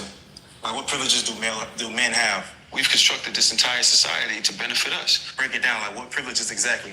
Like we talk about the wage gap, or if you look at Roe versus Wade, men controlling women's Wait, bodies. can you actually Even pause if it? there Can I just might address one thing? Right. So how does it benefit men when it comes to the wage gap between men and men? If we constructed the wage gap in order to benefit men, how does it speak for the wage gap between men and other men? I don't understand how that works. Yeah, but let me So tell you. it's- Let me tell you about the wage gap. It's an interesting thing. This wage gap. Oh, it's Right. I'm over here at the Amazon. Like we go to Whole Foods, Yeah. and in the top of Whole Foods they have that Amazon section where you go get your packages and all that. And there's this beautiful young girl there. She must have been 19, 20, gorgeous, real dark skin, ADOS. You know, just how I like her, right? And I tell her, you have all these boxes, you're gonna do all, I thought you guys closed at 7. She says, yeah, but all these boxes got delivered. It must have been 40 more boxes. I said, so you're gonna take all these boxes, you're gonna inventory all these boxes in the next 10 minutes? You guys leaving in 10 minutes. He says, yeah, I know. And she says, and I have to clock out. This is what she says. I have to clock out and still finish this work. And I says, young lady, you know a man would never go for that, right? And she was just like, really? And I was like, really? And I says, you know why men make more money than women? And she's like, why? I said, because they ask for raises. Women don't ask for raises, and then what's gonna happen is you're gonna get frustrated working an extra 20 minutes without getting paid, you're gonna just quit. So that's what happens with women. Women constantly are quitting these jobs because they're not speaking up. And the reason why there's a wage gap is because women are not asking for raises. And they're not speaking up for themselves. So she was like, oh, she was very appreciative of that. But yeah, tell me what you're thinking about what I said. What you're saying made sense when it comes to. I think there's an aspect of it when it comes to certain people are more aggressive when it comes to asking for more money. Right. But part of why the wage gap, women literally didn't have like sanitary products. Like there wasn't that they didn't exist in the workforce as far as like the up to the 60s, 70s. Yes. So literally, there's been a flow and a build of people. Women entering the workforce. Flow and build. There's been a flow. On the menstrual That was the menstrual. But that could not work. Right. But since then, we're having people who we had a whole workforce who was there. Men was already there and already in the workforce. Women were already there. Did you get something? Women are just beginning of the workforce. No, we'll figure this out. So yeah, part of the wage gap has nothing to do with men controlling or dictating the wage gap. I was it's telling a consequence. I was telling there's a consequence of now we have sanitizing pads, you can go to work. I said that the problem that we're having is that women don't ask for raises. Women don't speak up. A person asks a woman to stay 30 minutes longer. After 2 weeks of that, they quit because they think the job sucks. And the guy who comes up next, he's going to say, nah, I'm not working the extra 20 minutes off the clock. You're going to have to pay me for that. And if I hit the time and a half, then after 40 hours, I want my time and a half. Where women just say, this job sucks, and they paying all the men more. That's what my argument is. You know what? And the thing is, this comes up a lot. But some of the factors that we really don't talk about a lot is when they come up with these wage gap disparities, they're using, aggregate amount of men and the aggregate amount of women. So all men and all women and the differences and stuff like that. Yeah. But so with that, men are likely to be more into the scientific field, the engineering field, all these dangerous high-paying positions and stuff like that. Right. And the women are typically taking more of the laid-back field, the social service fields and stuff like that, where the wages are lower. And that's number one. Number two, we always talk about, the time and length and time. So we have the men who, stay in their jobs for 20, 30, 40 years and so on and so forth with no breaks in between. Whereas the women, they have time to take off for children and so on and so forth and typically, get out of the workforce, much quicker than guys. Right. So when you add those things up, that disparity is there. But when you look at actual individual positions, a woman that decides to be an engineer, makes the same amount as a guy who's an engineer. Yeah. Right. Yeah. So it's just like, and what about you as a doctor? Are the female doctors making as much as the male doctors? Yes, of course. Like what about it's all about what part of a doctor? Remember the brain doctors are making more. Exactly. You gotta the way he said it was perfect.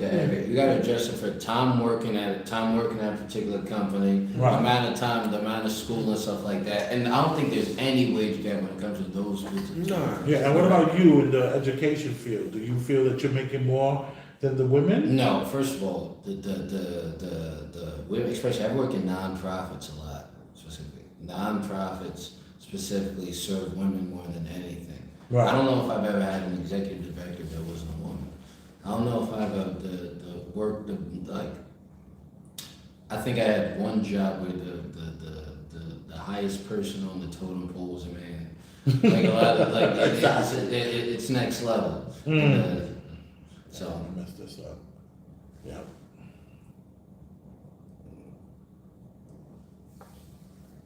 More men who commit suicide, more men incarcerated.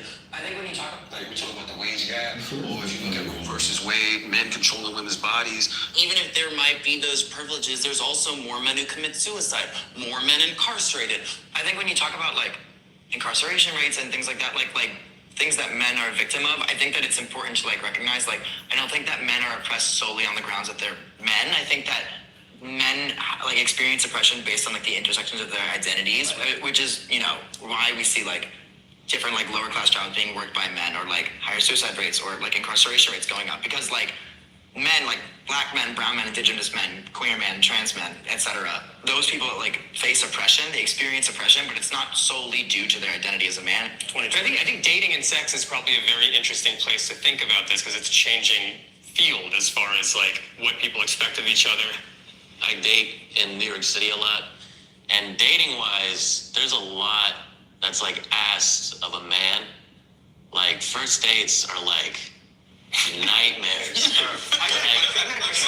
Dude, it's like, I'm like, what do you want? They got like a checkbox, like, are you gonna pick me up? Are you gonna walk on the outside of the sidewalk? Are you gonna open the door? Are you gonna pull out the seat? Are you gonna pay for the meal? Are you gonna be interesting during the dinner? Are you gonna be funny during the dinner? And then when you walk home, are you gonna drop me off? Are you gonna watch me walk inside? And then are you gonna text me after? And it's like trying to defuse a bomb. Like if you think you're like red wire, blue wire, and you're like one little thing and you're just done. And it's like, I'm to the point where I'm like, I'm so tired of like paying $150 for a first date, and then you just ghost me. And the next week I'm like hurting for cash. I'm like, I could have really used that $150. Like, why did I have to? You know what I'm saying? The trade-off of like going on a date and as the man being like, oh, this sucks, I have to pay, or as the woman being like, oh, this sucks, I might get murdered, is like a pretty big, you know. Whoa. Totally dismissed this young man's talking about how women, remember we talked about this earlier, women get turned off like this so quickly from a guy. Anything a guy does on the first date or second date, they're looking for so many red flags, they can't wait to run out the door. That only, and we have to make it very clear, that only happened to the guy that's chasing some chick trying to convince her that he's the guy. Right. You're gonna run into that problem. You're the one that gets ghosted. You're the one that gets judged over every little silly stuff, because there's a guy out there for her that he almost can't do no wrong. Right. You know? Right. Maybe. You know? Yeah. And if you're a guy, that's what you're looking for.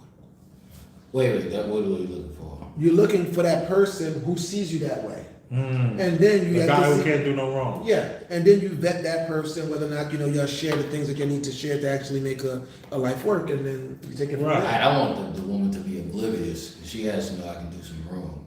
But she just had to accept me to an extent. Yeah. She- No, I mean, well, that's the idea. You know, you're being accepted. Yeah, I need you to come just a little bit. I want, more. I don't want a woman to, Perfect. so I don't want a woman to revere me, but, You don't want a woman to revere you. Why? I don't need to be revered. I know who I am. I don't need to, it doesn't, I rather. Revere you means what? Like rub your shoulders and say you're the man? No, revere me means to hold me The up. highest thing. Yeah, hold me up to like something like what would you would I'm giving example of things you could revere. You would revere like an artist. You would revere like someone you respected and you loved, or That sounds like something you should want. standard. You don't want that? No, I'm. You No. mean from dating a chick, or you saying in life? You just got out of a relationship, right?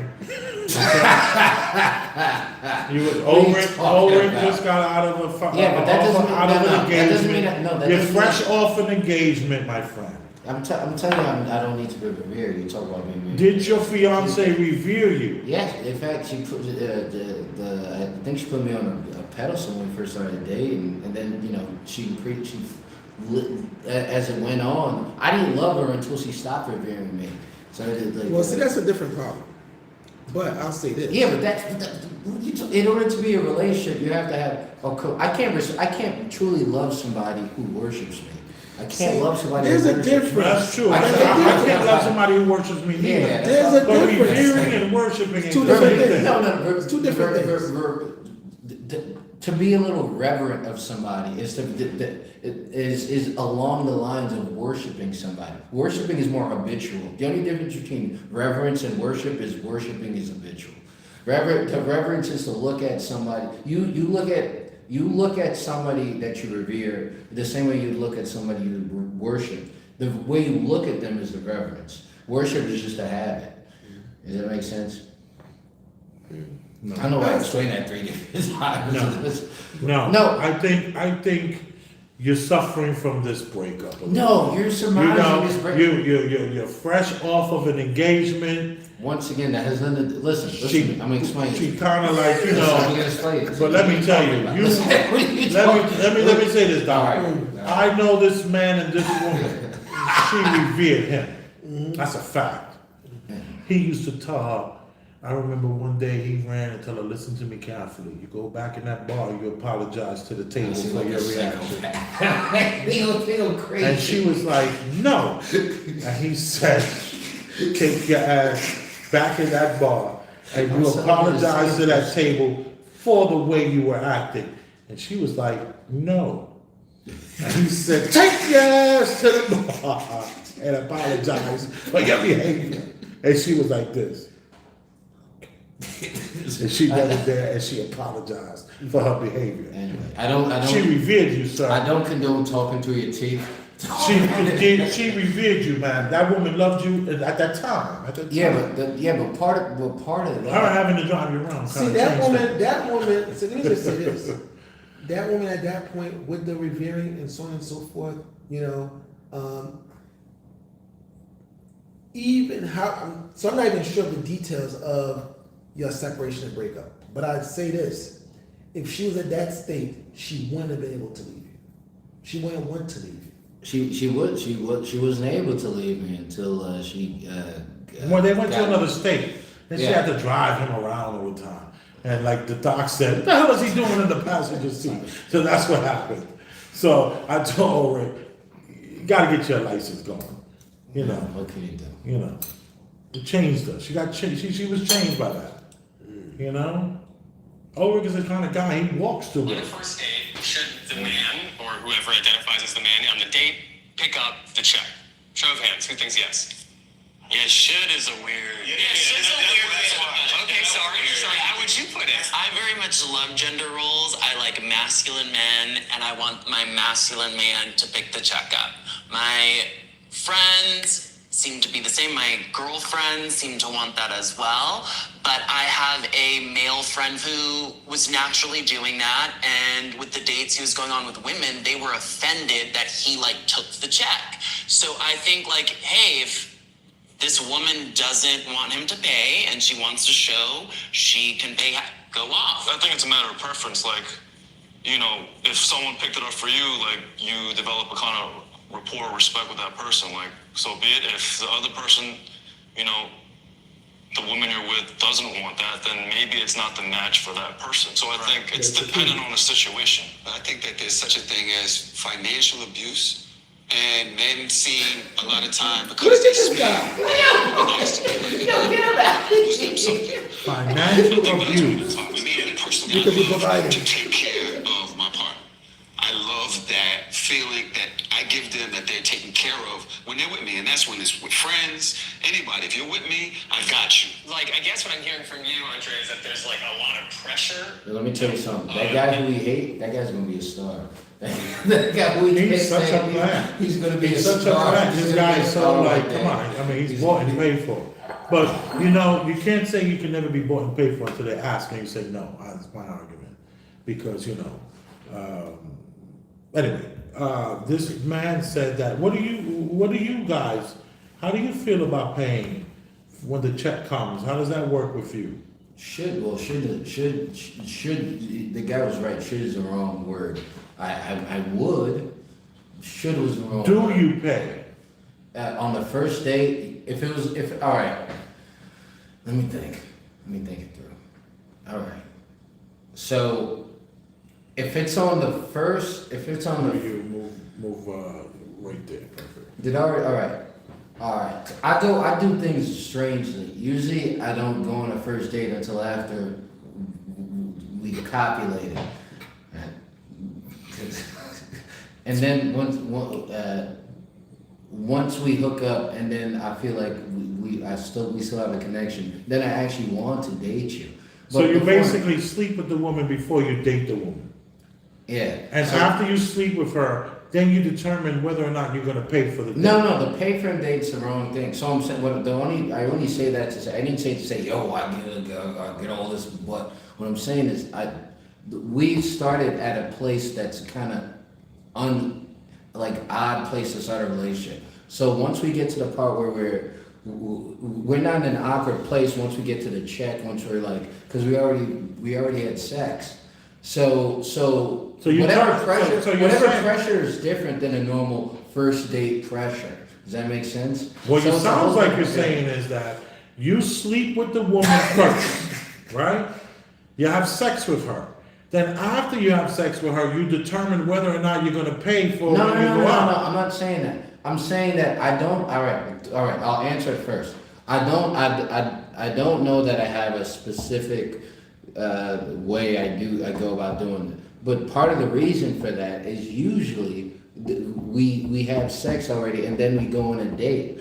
Therefore, that way, if it's that awkward, okay, say it's a Tinder thing, and we never happened to have never did anything. Now Tinder thing I don't go to as often, but I have done Tinder things before. In that specific thing where I'm meeting somebody new, I will pay for the date. Doctor surgeon, the people's doctor. Well, Who's paying? I'm paying if I'm gonna take you out.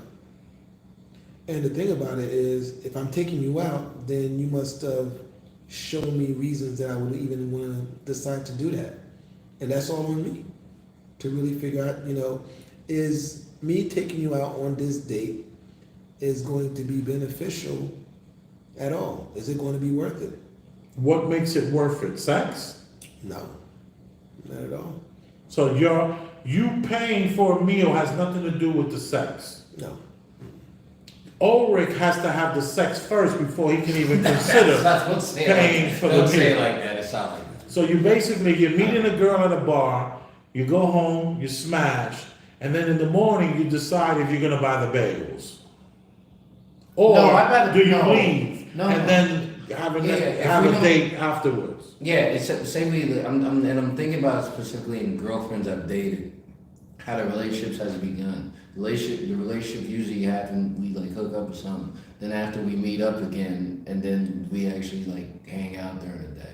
So it's not always the same. But in that situation where it's specifically nothing's happened. We just, or say we're set up or something, Right. we're friends or something, or it happens, or some internet stuff. Then yes, I agree with the doc, and yes, I'd pay for it on the first day. Right. Well, to ask me, I would pay. I would pay. If I'm going out on a date or,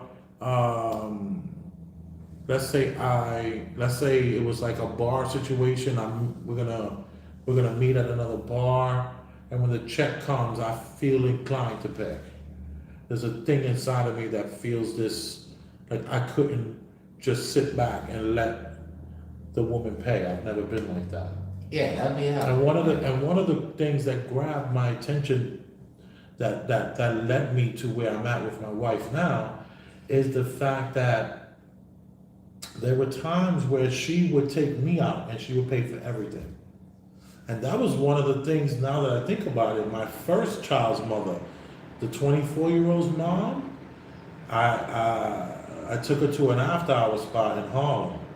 It was called 260. It was on Convent and 145th, between 145th and 146 on Convent. And they used to have the green light bulb. When the green light bulb was on and the door on the side of the room, side of the wall, you knew it was open. And when you went downstairs, there was a pool table. As soon as you got downstairs, then there was a bar, another pool table, and then all lounging availability. And my first daughter's mother refused to let me pay for anything. And I actually found that to be very attractive. I was like, oh, okay. She's like, you're not paying for nothing today. I'm paying for everything. And I was like, all right.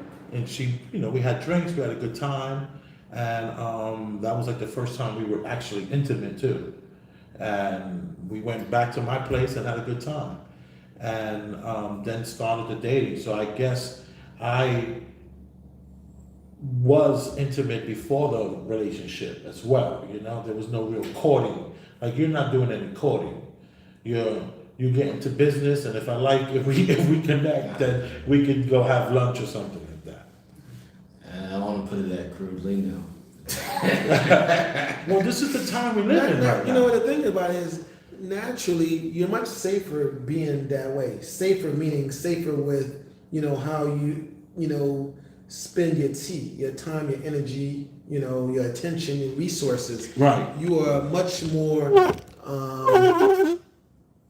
be much more effective if you actually live that way, because what you immediately get is somebody who into you enough that they're willing to give their body and says, I'm interested in you enough for what's being presented right now, then I want to show you that by giving myself to you physically. But that's only the very first step. And you treat it like the first step, which is fine. Because the next thing is, does this really person share the way you kind of see the world mentally? And then does the person share, the idea spiritually? And then finally, then emotionally, is when you go emotionally, it's a different thing. I've said this in the past. I tend to think, guys are the ones that kind of like, love unconditionally. Some people would, disagree with that. But what I find is that any man that has really, really, really loved the person and stuff like that, and that person was good and decent to them, they will always still look out for that person. So long as within their means, they would take care of that person, if they can. But I've found that even real good women, their love is very conditional. Oh yes. So women, the same thing we talked about with the guy was talking. Just try to put your head where the light to block the light. There we go. Perfect. The guy was talking about the patriarchy and how in this patriarchy we conquered and men controlled women and took over women and all that kind of stuff. I kind of forgot my point I was going to make. No, but that is the thing, though. Yeah. What point was I going to make? Because how else would it be? The thing about it is, you have imagine a completely chaotic world where there's no law and order and everybody's fending for themselves, and you have to procure food and shelter and protection for yourself. What happens? There's none of that stuff. No, nothing here. And so what happens with that? Naturally, the bigger and the stronger folks are going to take the lion's share of stuff. The folks that are around or the folks that are weaker are going to either try to team up, and everybody else who can't really defend themselves are going to look for shelter and protection and provision from those people. So it's a natural order of things. It wasn't going to be any other way. Yeah, this is my point. It's like when the lion comes down and he challenges the king, the lion that has the four lioness, and they fight possibly to the death or till one walks away, and then they come in, kill all the babies, and then start to have sex. And they say that the mothers immediately go into heat. Yes. Yeah. The mothers immediately go into heat. The lion gets to have all four of them, put his babies in them, and start over. So women, our human women, are almost the same way, because when the guys came in, after they killed the husbands, These women now bear children to the men that took over and conquered. Exactly. You know, That it happens wasn't, throughout history. it wasn't, did they miss their husbands and their true loves and all this kind of stuff? I'm sure, but they still had to raise those kids. They had to raise them to respect their parents, to respect their fathers, and to love on their fathers, all those kind of things. Inhabit the masculine side of the social expectation, and yet you might not get the benefit that you would have expected generations ago, and that puts you in a weird position. Yeah, well, we live in a city where there's 8 million people, and you know, a lot of these girls, especially if you're really attractive, guys are hitting on them all day, so they feel like celebrities. You got so many options. I don't blame you. I'd be the same way. Becomes like somebody better. I think technology has a big part to do with that now. Like modern times, like online dating, Instagram. Especially as a girl, you're gonna have 30 DMs a day. Yeah, the DMs. Swipe it up on your I think that's a big reason why it can be tougher for some men. Not successful. I think what he's saying is not successful. there's a toxicity to femininity as well. There is a toxic side to both genders. I think anybody can be narcissistic, but I think that it's like weird to randomly attribute that to like women in New York because they're being complimented all day. There's a term, it's called absolute power corrupts absolutely. So, but that is, when we talk about masculinity, that's what we've had. We've typically had that. We can do whatever we want, and we do it because we... Absolute power corrupts absolutely is something that's used for police, not for women that have the power over sex and men that have the power over marriage. Like, this guy is really getting on my nerves. We corrupt, we take, historically, you take over things, places that you don't like, and you rape the women, and you take the gold, and you do what you want because you have that power. Now when we see women have that power, we're like, whoa, she's literally just getting a taste of the power that men have had for centuries. But on the flip side of this perspective of dating, of like the poor guy who goes on these dates and gets ghosted, and it's a struggle to date. On the other side of that is men have more sex, men cheat more, they have more affairs. So if I'm a woman and I'm looking for a guy, Man has more sex. I don't know. I never heard that before. What? Women are having more sex than ever before. I didn't know men had more sex. The chick that used to be at home and never get a call back, she's on Tinder, Rumble, Bumble, Plenty of Fish, black people meet, Asian people meet. They putting in a lot of work. These women, these average women are putting in massive work, getting screwed all the time, much more so than men in any way. So I don't know what this young man is talking about. I was looking The for, zesty one. and the guy would have to meet those standards, and they would be high. I think over the last several years, the Me Too movement has given a lot of insight into what women are feeling in the workplace, what they're experiencing, how they're being abused and otherwise silenced, how institutions of power have kept them silent. And we've heard some really awful stories and some terrible shit. I want to hear from you guys what you think about what the Me Too movement did. Has it gone too far? What does it mean for you? I think it's good for women to expose men who are doing evil things in the workplace. I think it's been a good thing in exposing sexual abuse. There's also the opposite side of that coin where women are allowed privilege to do certain things that men are not. So in the workplace, I was working at a place where a woman was grabbing me inappropriately, doing things that were inappropriate. And when you bring that up to your coworkers, you know what they say? They laugh and they say, you should be excited. Right? So if a man is sexually abused, the stigma totally changes. Well, I don't think Me Too necessarily is what prevented people from believing you in your story. And your story is valid, I'm not here to suppress that, but I do think that it's worth noting women are far more likely to be victims of sexual assault. You just experienced a little bit of weakness that women feel most of the time. When we're talking about constructs, you guys are saying we need to deconstruct masculinity. I'm saying there are unequal biases with both genders. When it comes to it not necessarily being as viewed as valid, it happens to be the case because of you said something interesting there. Let me go back. Sexual assault. You just experienced a little bit of weakness that women feel most of the time. When we're talking about constructs, you guys are saying we need to deconstruct masculinity. I'm saying there are unequal biases with both genders.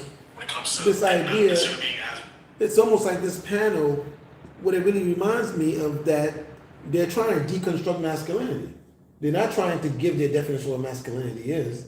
They're trying to destroy whatever we thought masculinity was supposed to be and try and make it this thing. These guys represent the fluidity that we're talking about, you know. And this show, I believe, its intent is to wash us down, you know, wash the masculinity, you know, out of our thoughts, and to make a much softer version of it, you know, just by. And I think that guy is probably the only person that kind of stands out. Aside from, he's the only one that speaks to a certain level towards masculinity. Which one? The one with the cowboy hat? The one with the cowboy hat, who's, you know, so, and it's ironic that, you know, that's who they have portraying that role, Right. you know, so. Like the masculine man happens to have a cowboy hat. Right, you know, so it's That's a good point. Well, So- they said something interesting about, what do you guys think about the Me Too era? Is it still happening?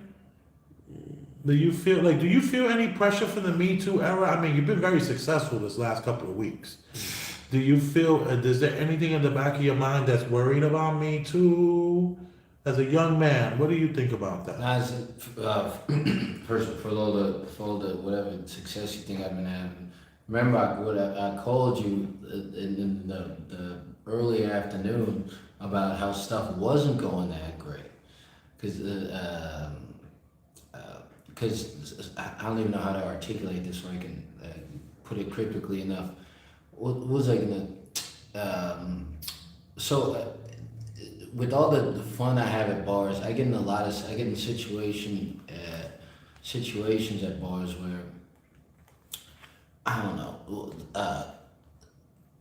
Some woman could feel disrespected, and no matter how banal, what I consider banal, the disrespect. Banal? What is banal? Banal, pointless, empty, just little. That benign? Benign is like banal is small. Banal is like, what's the point? Okay. Double check anyway. So let me just say this. The question for you is, do you feel any pressure with the Me Too era, going out on dates, meeting women, and yes, you have had a great couple of weeks. Let's keep it real, okay? You're out there, you're shaking and baking, you're moving and grooving. All right. You had some success this last couple of weeks. Okay? Do you worry about Me Too? No. I don't worry. I don't worry about you. Me Too. I think the residual of the Me Too movement. I think it makes women very cognizant of perceived disrespect. So forget about the actual Me Too situations where someone's talking about consent or non-consent. I'm talking about smaller, tinier situations where I think the Me Too movement have led women to read or feel slighted or feel disrespected about things that kind of just appeared to them within the next 10 years. Like even certain ways you talk to them or come at them, they feel a whole different type of level. And I think that's a consequence of the Me Too movement. But I still don't understand. Do you think the Me Too movement was a good thing for men? Oh, good thing. That's a different question. But first, you asked me if I was scared about the Me Too. All right, and that's zero fear of the Me Too. No, you're not fear. But I do think I still get in the situations that come from the debris of the Me Too movement, and that comes in kind of smaller than what I'm saying. First you said residual, now you're saying debris. It's the same thing. I'm saying it in different now ways. it's debris. First it was residual, now it's debris. Debris is residual. I understand that, but debris looks like garbage. So do you view the Me Too movement as a garbage? No, when I say time? I'm not that stylistic when I say I'm not saying that as a way to. Just move this way. I'm not saying that as a way to trash Me Too. What about you, Doc? What do you think about the Me Too movement, its effect, what has been done? Are there fears about the Me Too movement with you and the way you move around? And how have you been affected by the Me Too movement in any way? No. So the Me Too movement, if we could think about it, we know what's right and wrong, and we know things that are appropriate and not appropriate. So all those situations that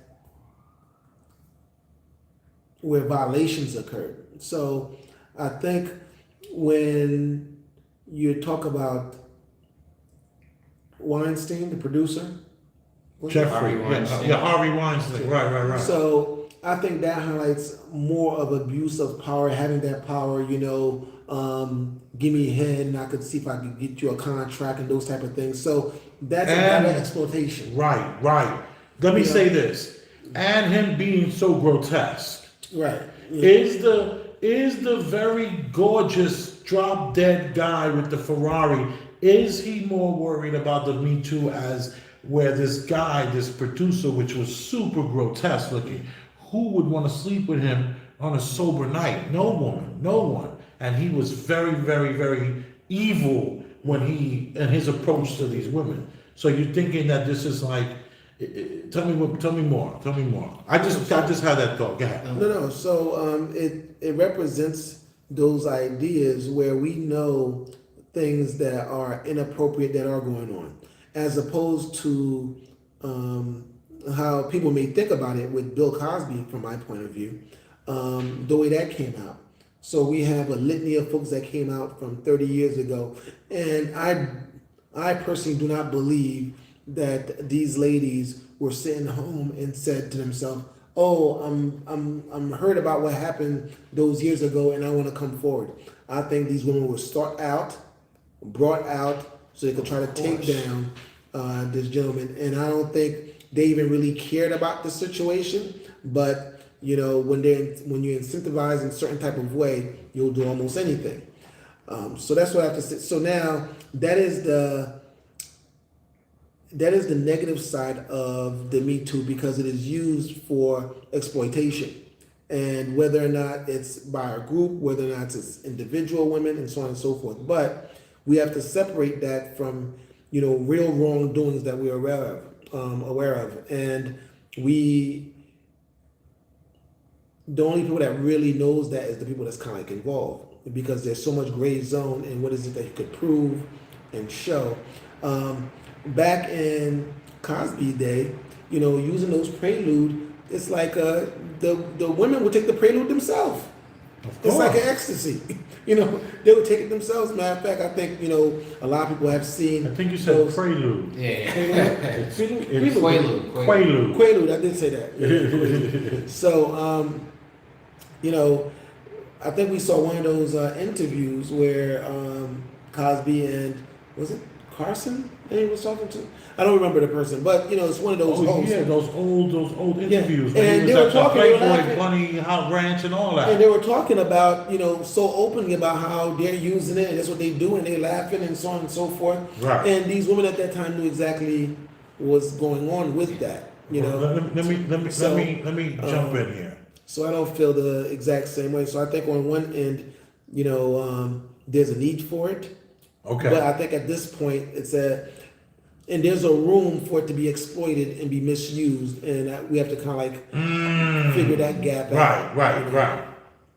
For me, I know that the Me Too thing, I do have a fear of it.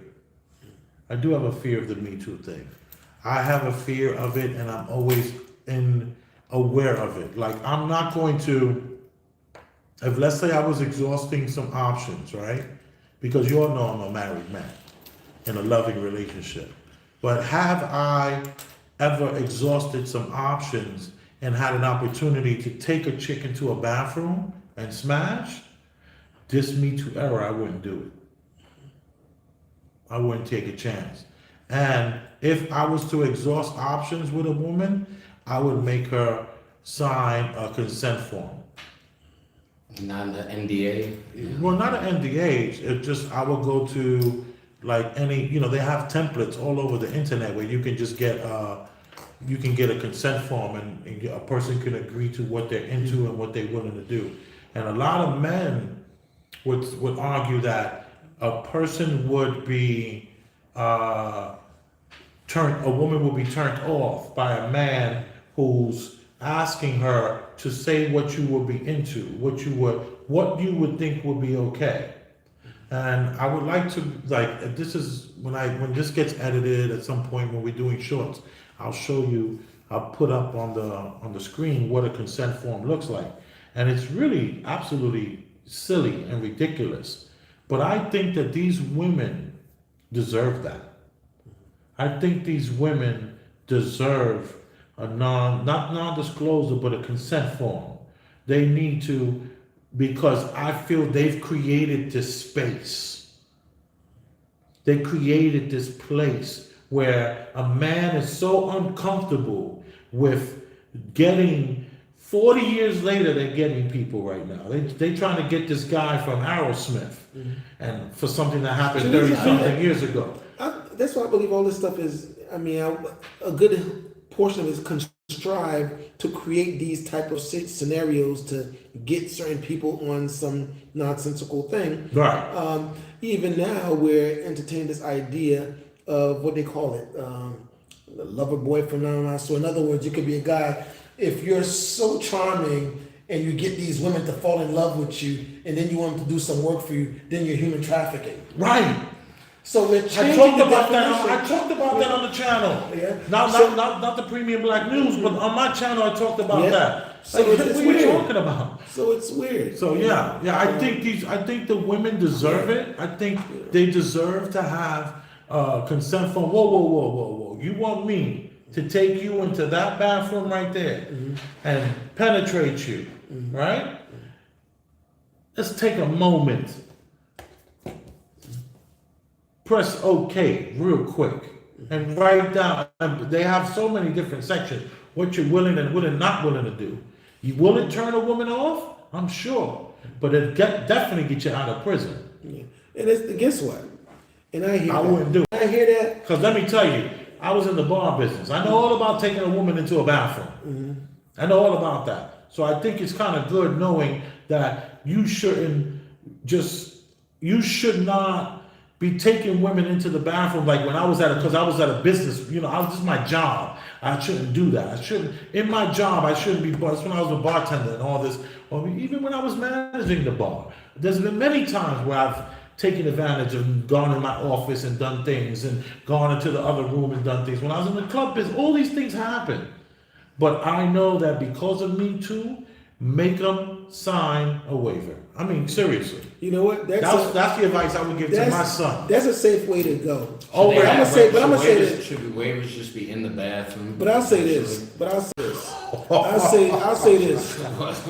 Next to the condom, I'll say this. waiver forms. I'll say this. But it's done electronically. Every time we and this come up at least once every taping, it comes down to you. You have to vet. You have to vet, and I think if you have to even vet a quick smash. You got to vet, and the thing is, and the truth of the matter is, a quick smash. If you there's a certain point in time where a quick smash is just not even worth it. It may not even be worth it. So in other words, where's the value this person is going to bring in? And if they're really that type of person, you won't need to get signed. And I don't know what it is. It's something that you can actually sense. Is the energy? Is this if you're in a very suspect place, suspect people, and so on and so forth, where people their motivation is to get over and to get something done, to get a lawsuit, or their direct intent is to get you entrapped in some nonsense because they're sent by some other folks. Right. But you have to be able That's to, what I worry about with you. I don't want you to take any risk. I'm always telling the doctor, Yeah, you're too important. You got too much going on. You got too much money about to happen in your life. Do not get caught up with no chick. Random. You know what I mean? I'd be more concerned if I was more important. So right now, so maybe part of me not worrying about Me Too is that they're not gonna. What are they gonna get at me by making a civil trial? I don't think people do criminal accusations for fun or for benefit, but I think they do civil ones for it. So you're thinking you're just a nobody, so you don't have to worry about that. I'm not saying. I think if I'm in a situation. See, guys, manhood and bubblegum. Somebody said that? Yeah. What did they say? No, that's the guy's manhood and bubblegum. He got his man. That's from the Jay-Z line. Oh, that's a Jay-Z line. Thank you for that. Yeah. But yeah, maybe maybe it's so much so that I'm not really in a position where I would feel like someone would try to use it. If I was like an NFL player or an athlete, Right. I'd be really cognizant. I'd be even more cognizant of protection because given that the amount of money that can be taken from you. Exactly. Like if you create a child. If you create a child. It gets a little absurd, the kind of consequences. No. I think it's something to consider. I think it's something that we as men need to start checking these chicks and letting them know that, like, yo, this is your bed. You've made this bed. You've made this bed. Sign this paper.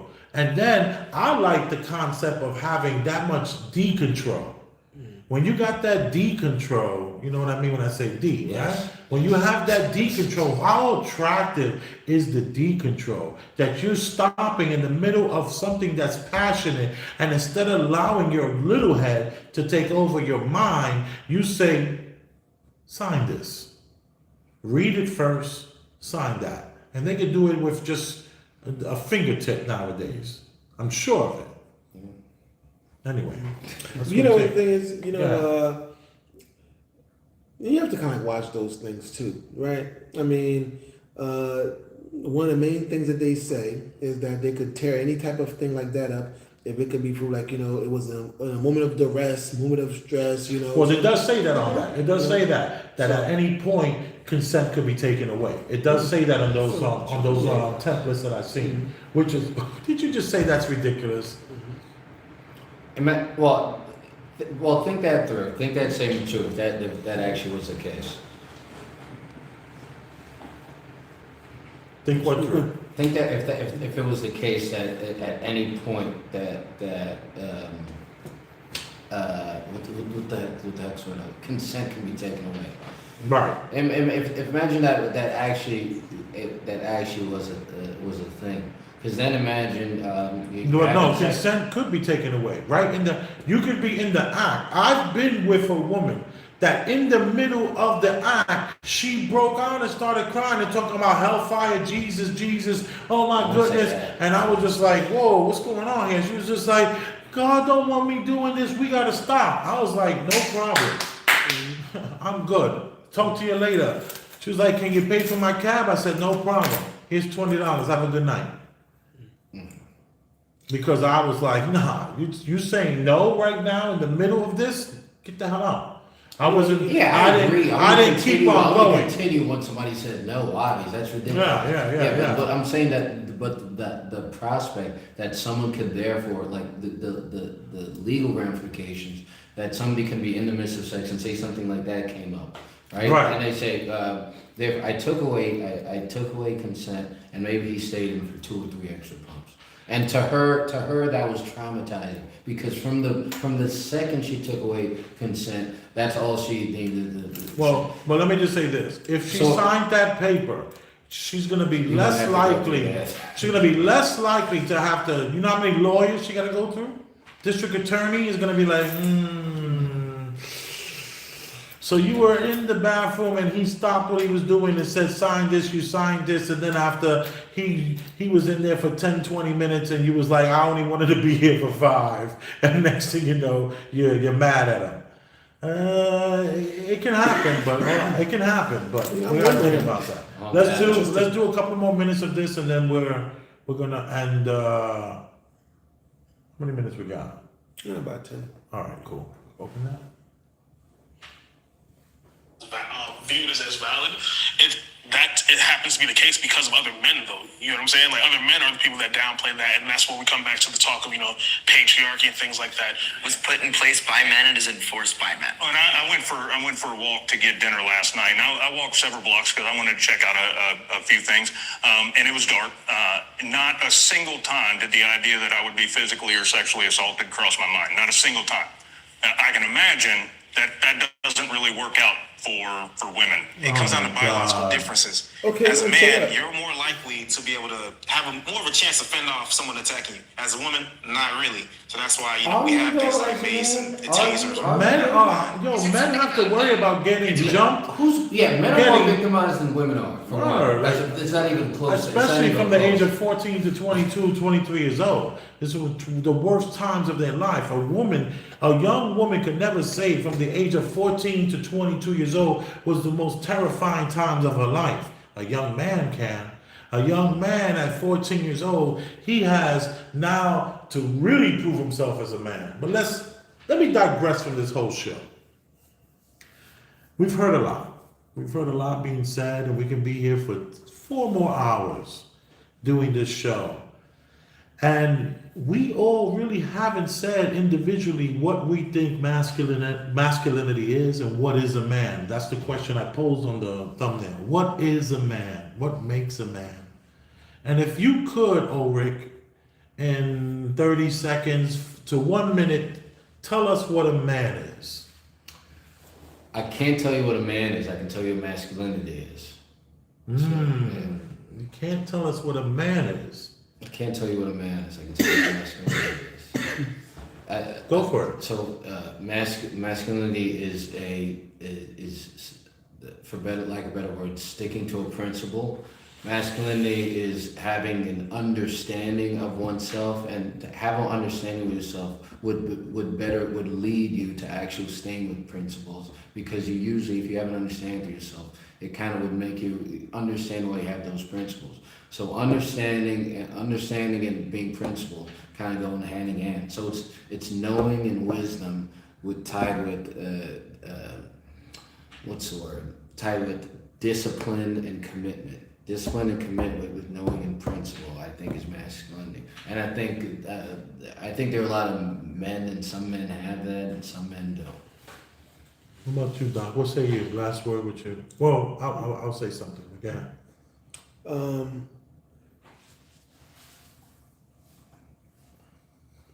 I think we've been called to do something, and I'm going to say I believe this is the truth, and it's also happened to be my view. You are a moral compass in life, and you are setting the direction and vision. That is your role as a masculine. You are to live, provide, and protect for that vision that you embody, and you express that. The minute that, and you set that gauge, that goal, and if it's appropriate enough, it will be followed. Ideally, primarily, singularly, initially, by you bringing your mode of living, your vision, attract somebody to you that want to give themselves to you physically, mentally, emotionally, spiritually, to enlarge in this world that you envision. If you're not of that masculine set, where the feminine guide humanity by picking the masculine that speaks to their heart. And if you don't represent one of those things, your vision, you will just die out. So it's you being able to live on what you understand as a masculine, setting that moral code. We've lost our moral code. That's why we have what's going on out in the street. Do you think women shame each other, by body count? Internally, they know women shame each other by body count. Right. The first thing one woman will say against her friend is that she sleeps around. Oh yes. Because they understand. Oh yes. They understand inherently That'd be her best value. friend. Yes. That'd be her sister. She'll Inherently, lie to her sister like that. Yes. Inherently, they understand that is the value situation that exists, in how you spread yourself and so on and so forth. So these things are intrinsic. If every guy Dent wasn't okay with that, women just won't want to do it. It's Every because guy wasn't okay with them, say sleeping around or being so promiscuous or being Oh, right. so. If there was all if these there was a things. movement If there was of a- men, if there was a moral code about how it's seen, we wouldn't have a lot of the issues. are we answering the question though So- about masculinity Yes. and a man? So masculinity is setting that moralistic code. Through that moralistic code embodies the vision that you see and the fact that you will stand by it, provide and protect for it and die for it if need be. I think something similar, I think. to me. Right. You know what I think masculinity is? Masculinity is me. Masculinity is me because I can wear the scarves that I wear and the bags that I wear, and I can feminize my look only because I'm so masculine. That I want to walk through this world with the masculinity toned down. I am a masculine man. I know how to fight. I've been in many, many fights. I've been in the trenches. Everything from the group home world as a kid to the prison system of New York City. And the whole time I had a chip on my shoulder. And that was a time that I thought that was masculine. That was me being this bravado, this tough guy. I was a tough guy for a long time. And I still am a tough guy. There's very few fights there's very few fights that I would walk away from. And I'm learning now that the more masculine and the more masculine I am, the more confident I should be. And that confidence allows me to walk away from a fight. But I am totally masculine, man. I'm the guy who's ready, man. Like a light switch. Let's go. Let's get it popping. However you want to do it, I'm ready. If we're going heavy, I can go heavy. If we're keeping it soft and we're going with the hands, I'm always ready for that too. That's my interpretation of masculine. I'm the guy who I'm gonna walk through the door. I'm gonna kick in the door and wave the proverbial 4-4. And I'm gonna go with my head up. I'm gonna look a person in their eyes. And I'm not gonna be, and here's the thing, I can do this with fear. I can be afraid. I might get killed in this position, but I'm still walking through the door. That's my interpretation of masculinity, where I'm ready. I'm ready. At any moment, this can get ugly, and let's make it happen, however we're gonna make happen. But as I've gotten older and fatter and slower, I know that I have to pick my battles very wisely as well. So that's a sense of maturity, but there's still the masculine man in me. It's still the guy that ran that bar. And I told everybody, you have to pay. You got to pay for that bottle. I don't care how gangster you are on the block, you're paying your check. You can't walk out the door without paying your check. You better call somebody and bring the cash down here, or else it's going to be a problem. I'm that guy still. I love that guy. I believe you. That guy makes me feel alive. That's masculinity. But what is a man? I asked the question. I find it interesting that you say you don't know how to answer what is a man. And I will tell you what a man is a man who a man is a guy who pays his bills on time. Yeah, but then if you have to take a man who's responsible, you can depend on. Every time I hear somebody define man, they talk about just things just good qualities. A man doesn't only exist on his good qualities. So I think what you're describing when you describe a man, you're describing an ideal. So that's why I stay away from describing. So that's not just describing a man. If we were in Congress, you could say I'm not a biologist. I get it. I see. You remember what happened? You know what I'm doing. I'm Big Elvis the Chef Rosenberg, and I am here. I'm Ulrich.